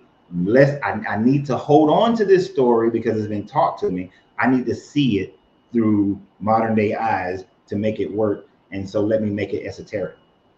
No, it's not a code at all. Then when they wrote that story, they literally meant that that happened.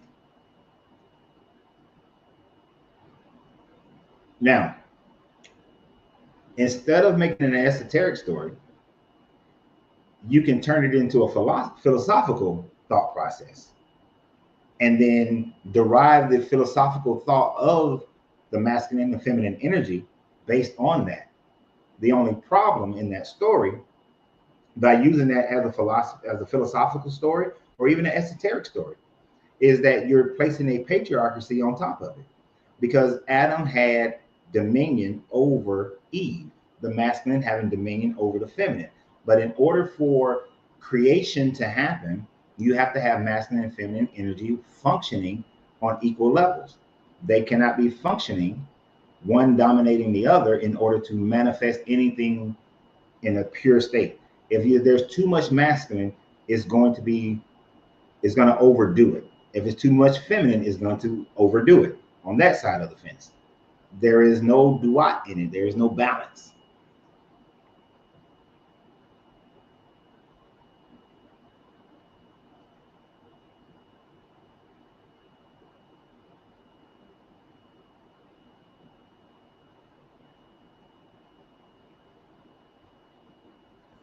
I mean, I really, it's just funny. I don't even know what you're talking about. I don't need it in the Bible, and it was the first people was in the Bible that was before Moses and ordered them.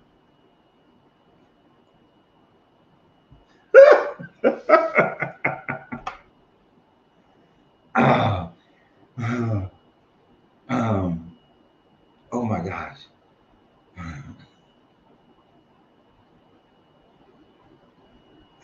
Oh, Ooh, that look, I don't get drunk. Like I literally would have to get almost alcohol poisoning in order to get drunk. But I need a sip on that one. Matter of fact, I need to smoke it first.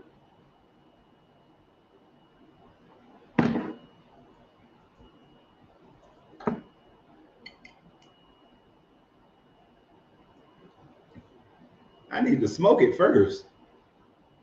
I need to smoke my drink, my whiskey. It brings all the sugars to the top, changes the taste of your whiskey when you do this.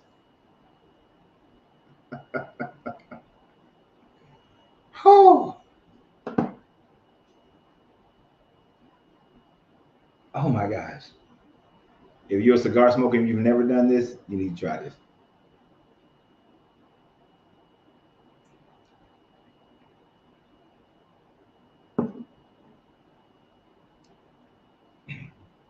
Oh my gosh. Whew.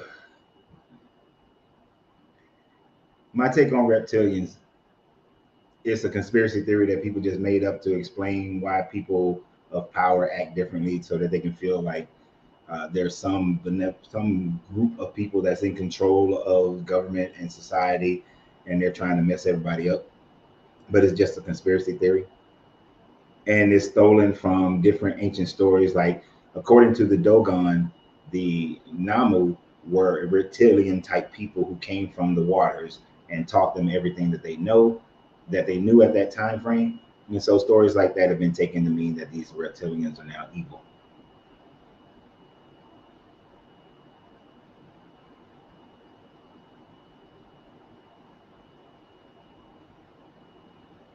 If you're saying why not use original stories, we are too scientifically advanced to use those original stories. Nobody's gonna the Ogdode and Ra is fighting Apophis in order for the sun to come back up. I know, I know, Q. Put some auto spell on.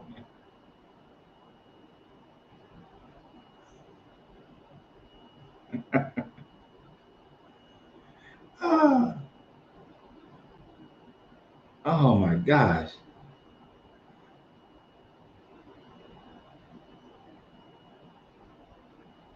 Oh. Um, I wouldn't necessarily call it piracy. It's just passed down stories, passed down, and then each. It's a long ass telephone game. You know what I mean? You remember you did that in school where the teacher starts. You got about 30 kids in the school. They tell the first kid something, they pass it along to class. By the time it gets to that last student, the story is totally different. Is more of that because you got to think most of those people during those time frames had similar belief, and most of those people were henotheistic, meaning that they accepted that these other gods existed for these other people, but this was my God. And so when there are great fantastical stories, especially by a leading group. So the stories of the Assyrians since they were conquering the Israelites, the Babylonians since they conquered the Israelites, then the Persians since they conquered the Israelites, they took from you got 70 years and in one situation, in another situation you got about 100, 200 years. So they're going to start adopting some of their storyline into their own because it's what they've been taught. It's kind of like the slaves came from Africa, and although they had their own stories, they have their own beliefs. Once you've been here for a while, you start learning their beliefs. You start becoming more like your oppressor. So the Israelites just became more like their oppressors.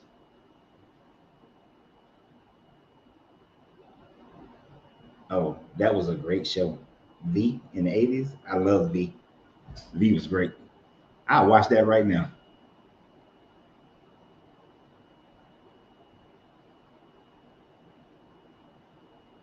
Yeah, and if you think about it, there's some beliefs that shifted in our time frame. I remember when nobody was talking about relationship with God. Now all of a sudden everybody, oh, relationship with God, because we don't want to be religious. First it was, oh, we not religious, we spiritual. Then it became, oh, I'm not spiritual, it's about relationship. In the 80s, wasn't nobody talking about relationship.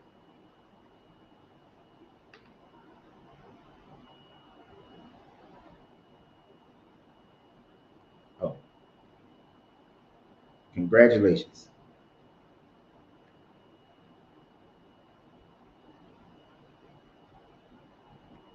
Right.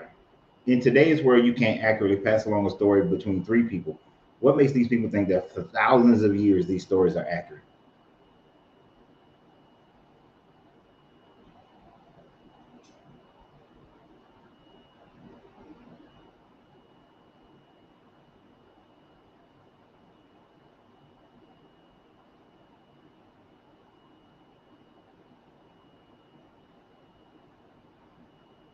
What?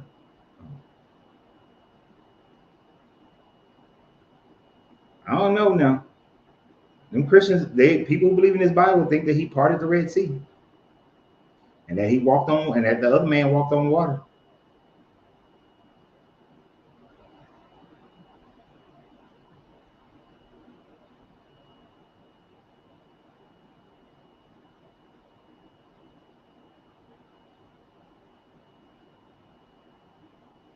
But people will believe these stories, and they'll believe that they've always been that. It's kind of like Muslims. They forget that their ancestors used to believe in multiple deities. They try to act like they had always believed in Allah,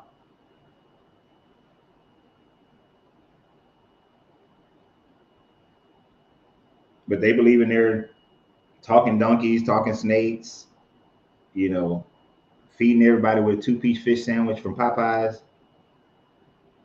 And I meant to say Popeyes. I did not mean. I wasn't trying to say Long John Silver's or Captain D's. Popeyes.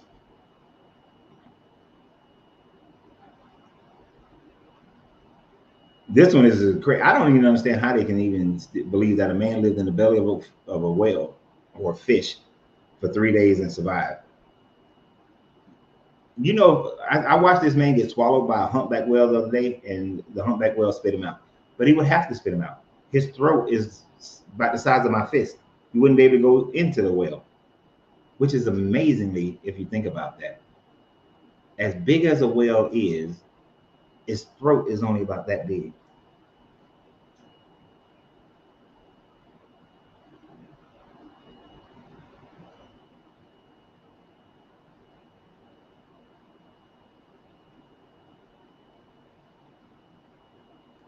Yeah. And that women come from men.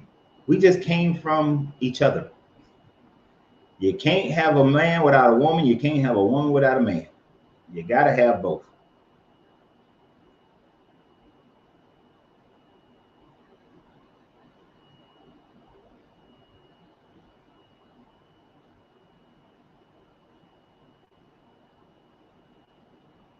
I can't with some of y'all. I love that two-piece fish sandwich.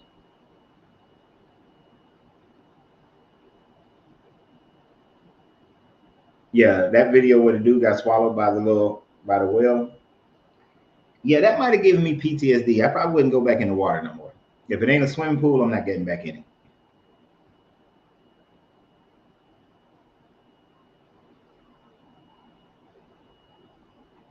You know, I always say this, Christopher. If this God of the Bible was real, I should be incurring the wrath of this God left and right. But instead of incurring the wrath of this God, I got to retire in my early 50s. I got to retire. My kids are grown, they're doing great, got a great wife, you know, living in a house that's at a level that I'm very happy with. I don't like this cold. Maybe that's why I'm being smited with the cold. Maybe that's why I'm being smited by the cold.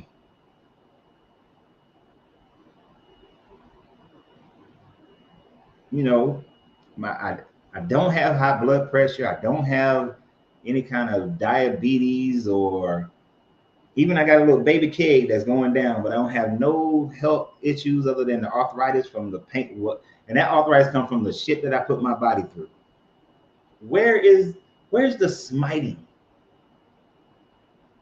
Where's the wrath of God?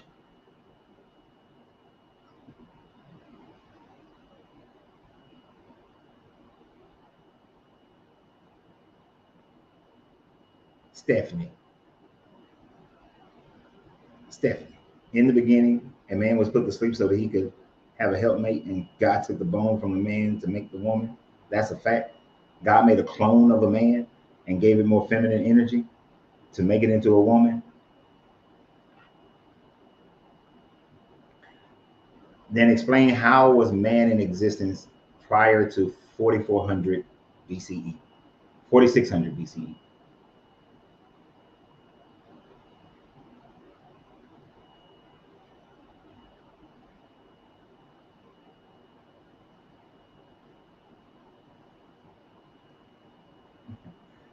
You only feel his smite when he died. Well, that's a sorry ass God that you only feel is when you die.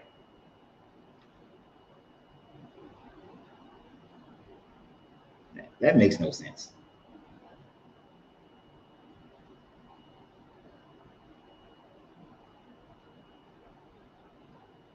I figured Stephanie wasn't for real about that because based on other comments I've seen from her, I was like, come on, Stephanie. Right. We were all told that nonsense.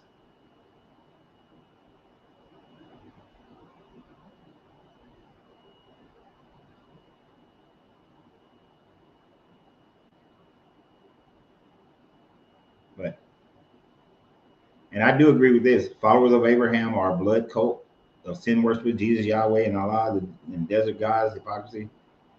No, none of them were. If there is a true creator, none of them were a true creator, and it is just a blood cult. About it was in the kindergarten, and they asked a big scientific question. Something between kindergarten and 12th grade terribly wrong with. It's because we stopped asking questions. When we were kids, we asked questions. We didn't have a problem. We didn't see anything wrong with asking questions. The older we get, the less questions we ask.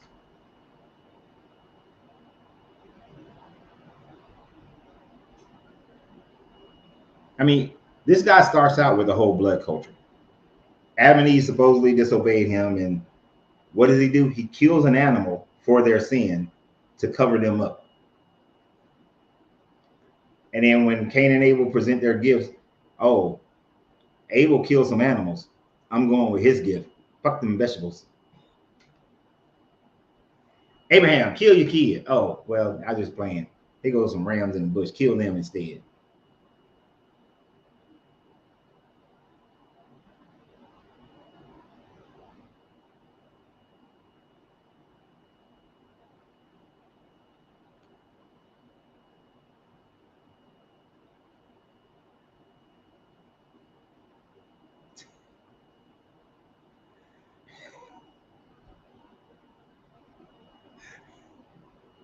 I'm just going to put that right there.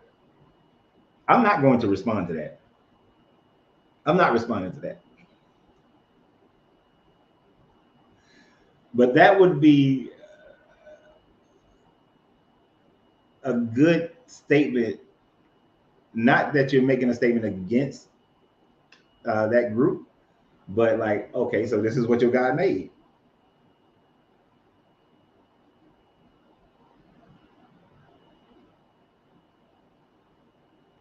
Well, no, according to the story, well, yeah, he did.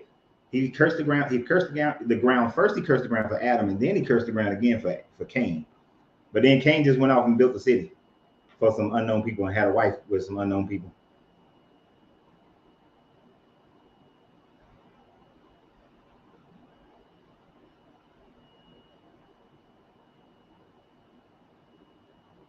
That's what I say too, Dark Light.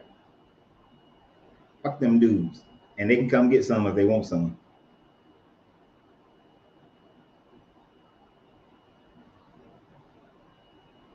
Yes, I sometimes I don't like talking to older people about their Bible because they get upset because they lived their whole life based on this thing, and now they're in the latter part of their lives, and you know they're now waiting on this heaven, and you take it away from them. I leave old people alone.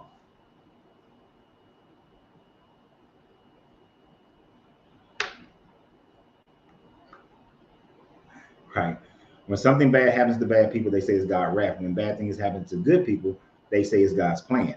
I think the truest statement in the book is time and chance happens to us all. Exactly. Exactly. And even when good things happen to bad people, they say, and that's the part when good things happen to bad people, they say, oh, that's the devil. That's the devil to keep you away from God.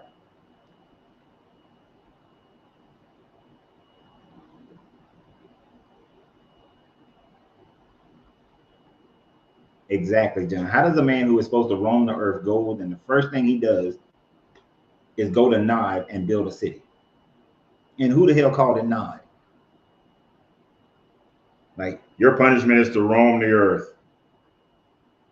Okay, I'm gonna go over here to this Nod and I'm gonna build a city and get me a wife and have some babies. And now all my kids are gonna start being inventors. We're gonna invent craft and metalworks and all this sort of thing.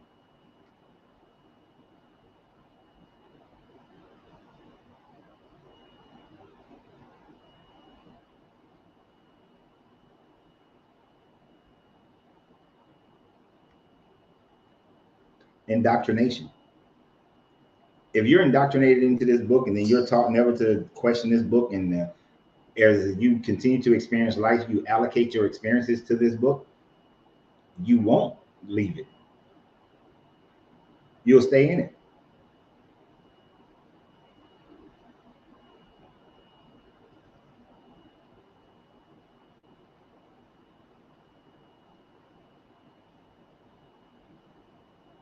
You know how asinine you sound. The devil is keeping people away from God. So, what about the people that become wealthy and they believe in this God? You see how you can't distinguish the difference. Oh, if you become wealthy and you believe in God, then God did it. But if you become wealthy in the devil and you don't believe in God, then the devil did it, and that keeps you away from God. What about the Arab dude who was born into his Arab country, grows up Muslim, starts a business, becomes wealthy, and give all praises to Allah because he never heard of your God? Or the Indian dude who lives in India, or the Japanese dude, or the Chinese dude, they never heard of your God. They grew up in their religion. Or the devil created all the other religions. That's what happened. That's some lazy shit. Exactly. Who said that? Somebody said that's some lazy ass thinking. Oh, Raph said it. Some lazy. Blaming the devil is some lazy brain stuff.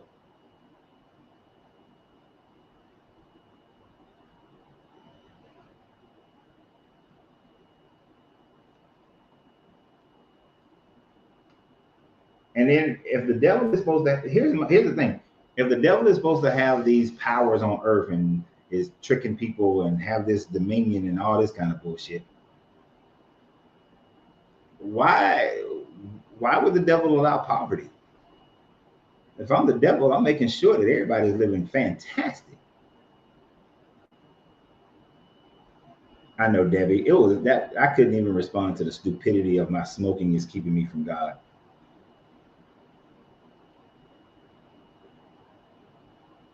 Considering the fact that smoking by the mindset of Christendom has been good or bad depending upon the culture.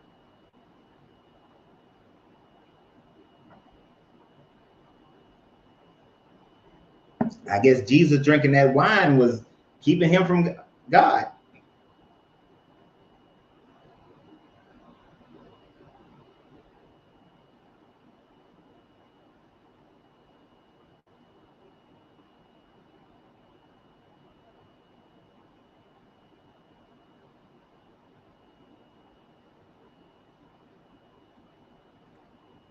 No, I don't believe in a Satan either.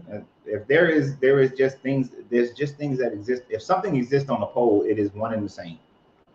If they're not separate, two of the same thing, just one opposite ends of that same thing. Just like to me right now, it's cold as hell because I got to have this window open and it's cold.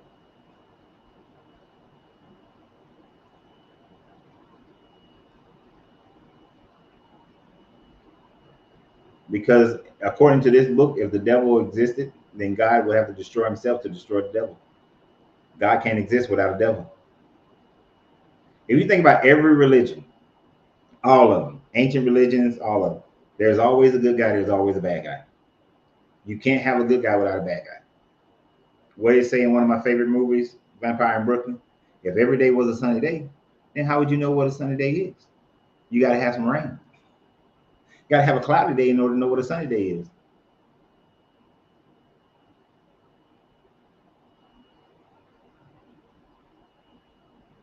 Right. The same God that only takes sacrifice with fire and smoke.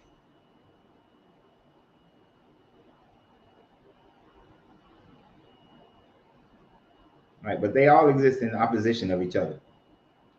You know, you don't have Zeus without Hades. But hell, at first you don't have Zeus without, what is it, Kronos? Was it Kronos? But you got to have an evil. There has to be an evil to it. Can't have a Ahura Mazda without Agramenia. Otherwise, how can you compare the two? You know, you can't have good men without some bad men. You can't have good women without some bad women. Got to have both.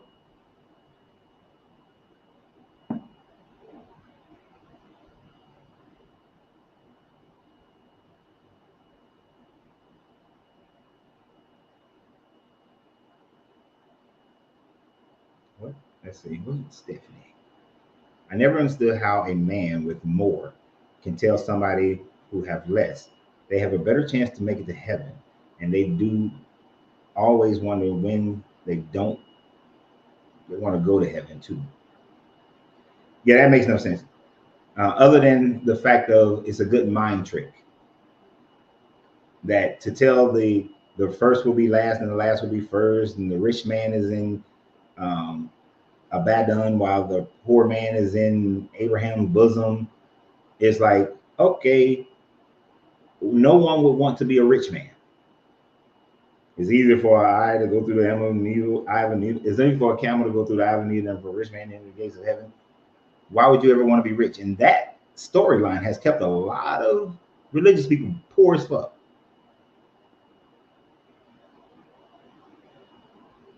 Craig Mack. Craig Mack, you just now finding out that I moved. Well, thank you, Craig Mack. I'll be moving again towards the end of this year.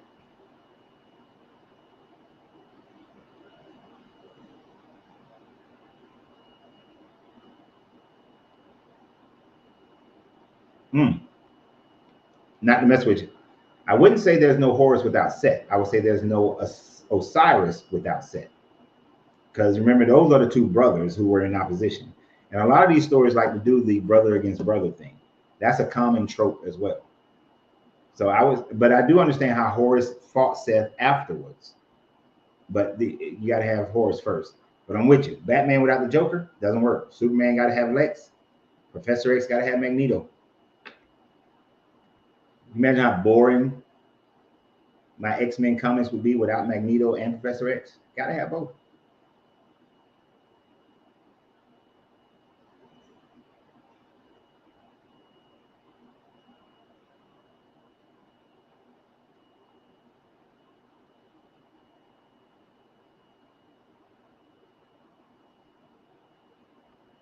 Right.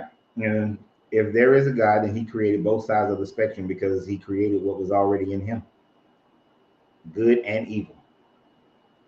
And his evil is readily displayed in the Bible.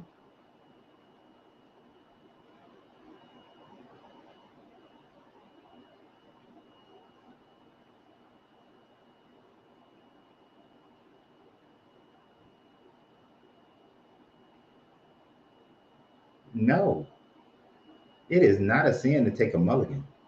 It is a beautiful do-over, especially. Now, you don't want to take a mulligan on every swing, but taking a mulligan is fantastic. Now, if we're in competition, it's not. If you're trying to get better, it's not. Live with your score.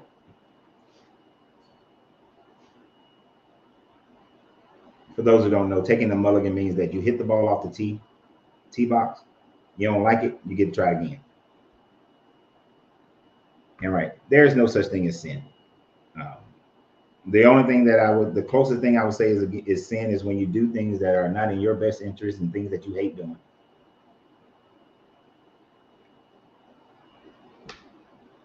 No, as long as I don't hit nobody, as long as I don't hit anybody with the club, I'm good.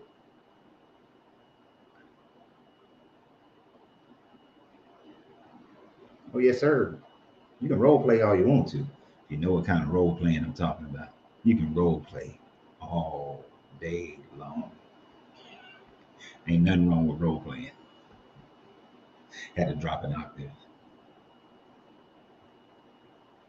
Uh,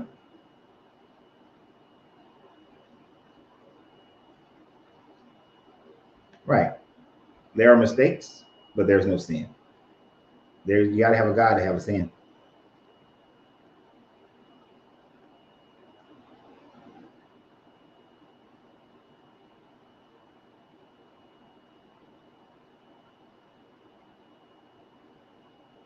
What the fuck?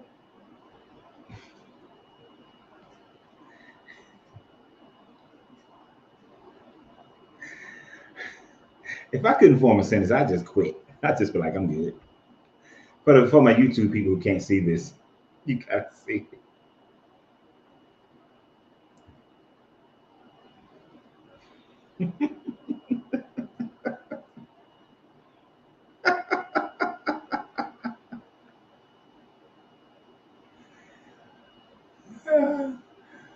Oh, oh, oh, Naya. I think it's a sin to be writing this shit. That's a sin. Oh man. Oh my gosh. Oh.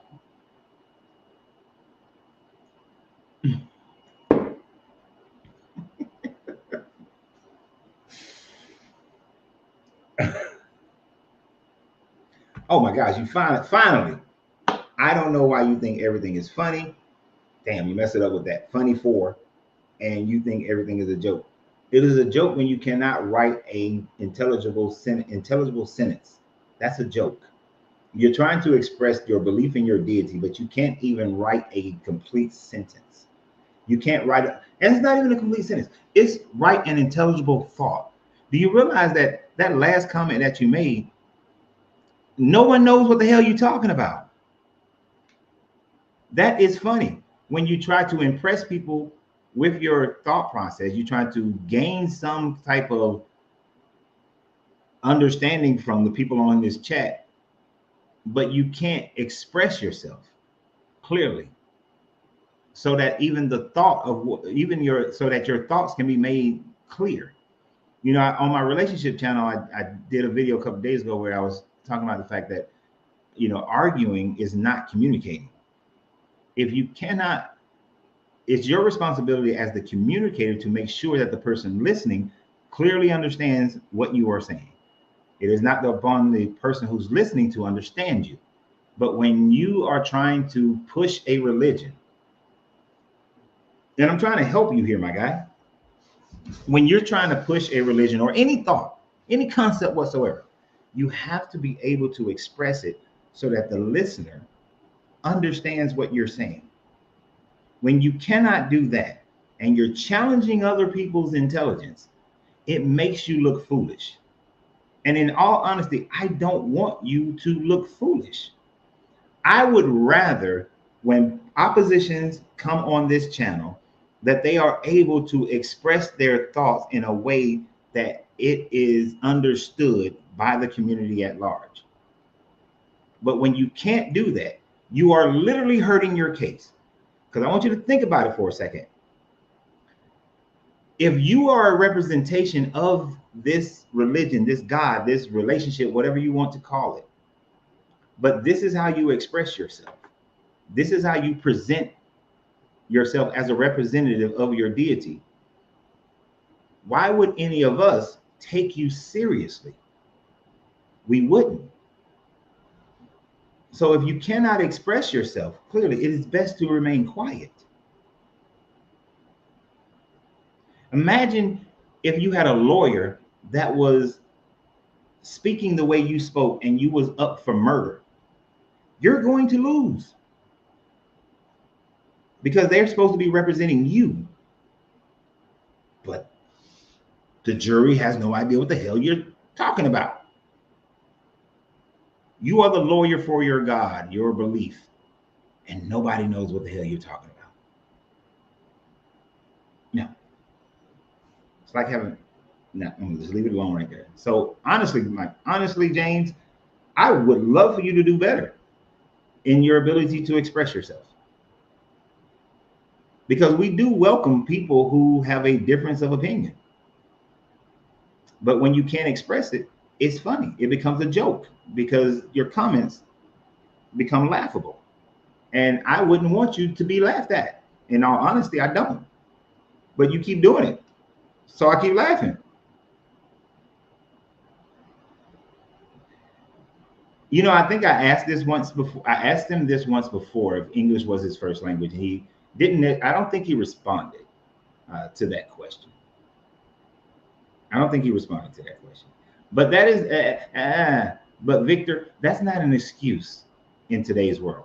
Today's world, there's the technology to be able to express something in your native language and have it translated into English. So it's not like he can't use Google Translator if his first language is something else, and then have that correct English being posted.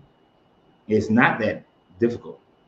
And I've invited him to come on here and speak, but he's never taken that opportunity either. So I don't know if there's an accent. I don't know if he comes from a different nation, but that's no excuse when it comes to writing. If I wanted to take a book and convert it over to French, I barely speak French, but I know that if I was having a conversation with someone in French and I'm writing, I'm going to use a translator to do so.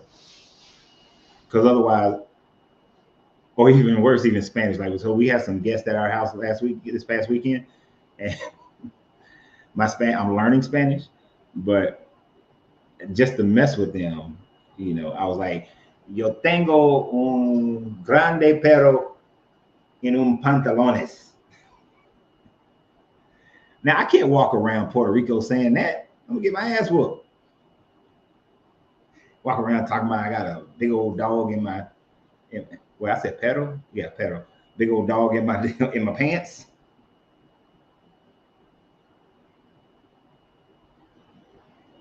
See.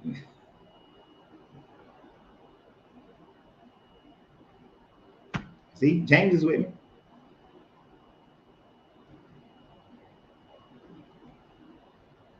I don't think I can do that because I think I'll be nervous to do that.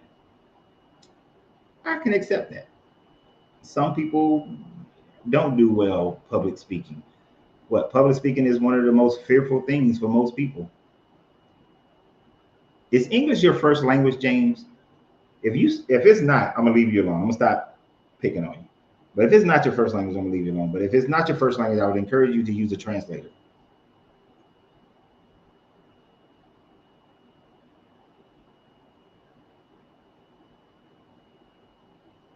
Right. And as far as being nervous, if you ever did something for the first time, most people are going to be nervous the first time they do something. I'm not taking that bet because I would wager that he is from America, from the U.S.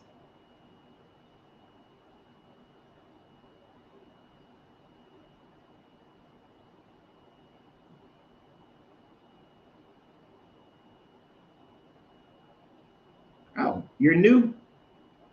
Welcome to the family. Lover Max Richard. I know what you're trying to say with that name, Richard. What's the nickname for Richard?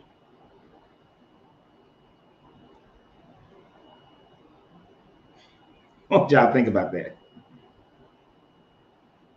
What's the nickname for Richard? I know what you're really trying to say, sir. I know what you're really trying. Okay, I will accept that and I will leave you alone. I will leave you alone. That still doesn't negate the fact that most of your points, I have no idea what the hell you're talking about.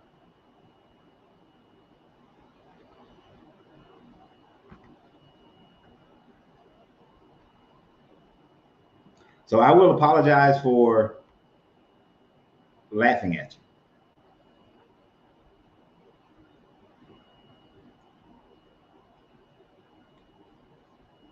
Oh, I'm not the only one. Exactly. I'm gonna change my name to. Oh man, that's a good name. That's a good name. That's a good name.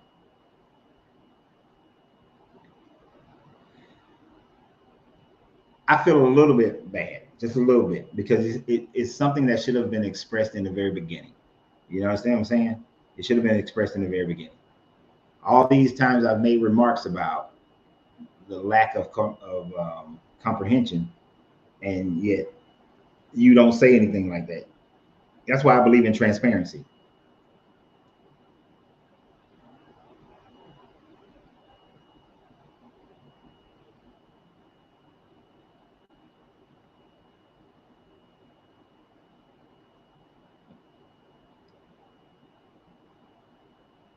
You know what? I can always count on Tim to say something. I always count on Tim. Tim is always there for me. Always there. Appreciate it, Tim. You're always there for me.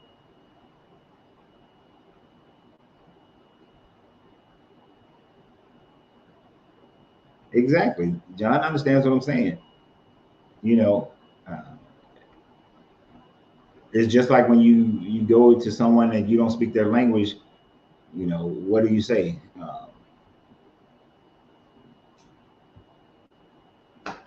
You say that you don't understand. You know, you ask them. Je no comprendo. Je no comprende. No, I'm mixing up Spanish and French. I was going to say je no comprende, but that's French and Spanish. When I first got to Germany, sprechen Sie English? I'm pretty sure when I go to Spain, I mean to Puerto Rico, I'm gonna be like, no comprende español. ¿Qué? ¿Qué? Gonna be my favorite word. ¿Qué? What? What? ¿Tu hablo español? ¿Tu hablo inglés? I'll be saying that all the time. ¿Tu hablo inglés? Mm-hmm. Yo hablo español un poquito. That's what I will be saying.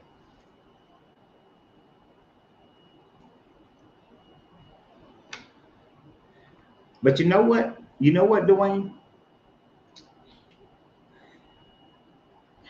People, a lot of people who have disabilities, whatever religion that they've grown up in, it becomes a solid foundation for them. And it's hard for them. And for them, that is where they are severely indoctrinated into whatever that religion is, where they find comfort in their disability based on that religion. I've experienced that quite a few times.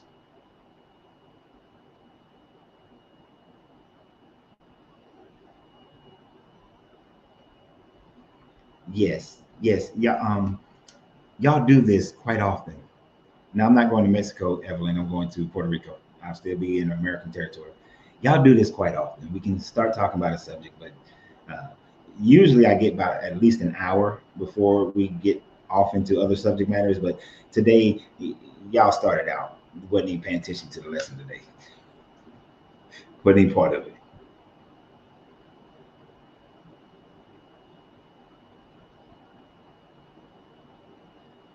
But James, I will say this: disability be damned.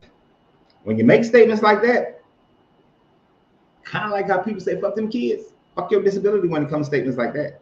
Because if you're gonna sit up here and cast your little stones, don't be afraid when I throw a big ass rock. All right. I have no sympathy for people who cast stones. See, dark light man.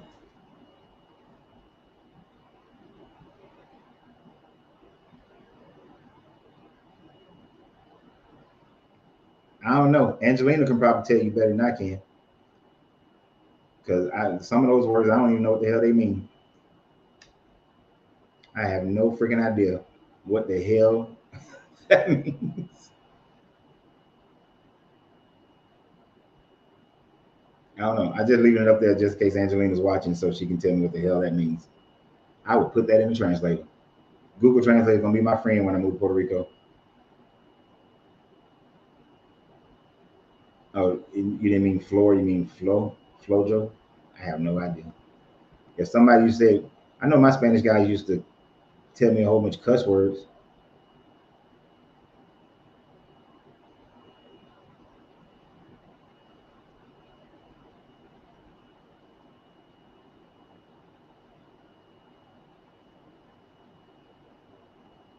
What? See that whole, you need to lose that for a black man thing. Your comments will be better received if you lose that whole for a black man thing and trying to tell somebody they're uneducated. And the fact of the matter is, you don't know my history. I was deconstructing before there was the internet. Right, Debbie. Exactly. Exactly. Hmm. Who has a better chance at teaching the class? Hmm.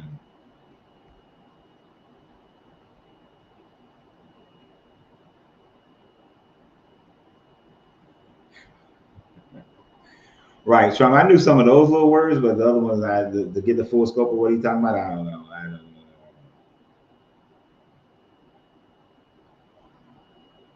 No, Miami is in Florida. Florida, I don't want to. I've lived in Florida. I'm not dealing with Florida. Plus, I want to get away from mainland America. If I had my passport, I would leave America in its totality, and I'd be like, these things will be done at a different time because we'd be living in Togo, Benin, or we will do 3 years in Italy, so my wife can cook with the nonas. But it's been over 2 hours, my good people. And I know at the rate that we're going now, we can be going on forever and ever and ever and ever and ever. So we're not. Plus, I got to finish this guy's taxes. So I appreciate you guys. I look forward to our conversation on Monday. I have no idea what we're going to talk about on Monday. I have sent a couple of invites out, so hopefully we can get a special guest on for next week. So hopefully that invite will be received and received well. But beyond that, let me see if they responded. I'm curious.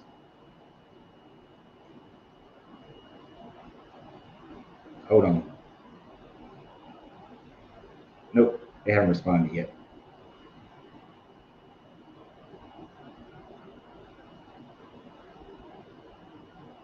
Yeah, no, they haven't responded yet. But so I'll see you guys on Monday. I'm pretty sure I figure out what the hell we're going to talk about by the end so that y'all can maybe possibly listen to the lesson for about 45 minutes before we go off onto tangents. But that seems to be the way that this channel goes. And I'm just going to go with the flow of things. So I hope that everybody, I know y'all ain't learned shit from the lesson today because y'all weren't paying attention. But just know that the divvying up of these lands is an impossibility because they were all this was all controlled by Egypt at the time frame of these writings. That the time frame that they're saying that it happened. So y'all have a great, great, great day. And y'all have a great day, great weekend. Please, the videos that I post throughout the week, that I post every day, I hope you guys are watching them and sharing them. And I look forward to our next conversation. So always remember, you have to free yourself to be yourself, because your greatness is non-negotiable. Good journey, good vibrations.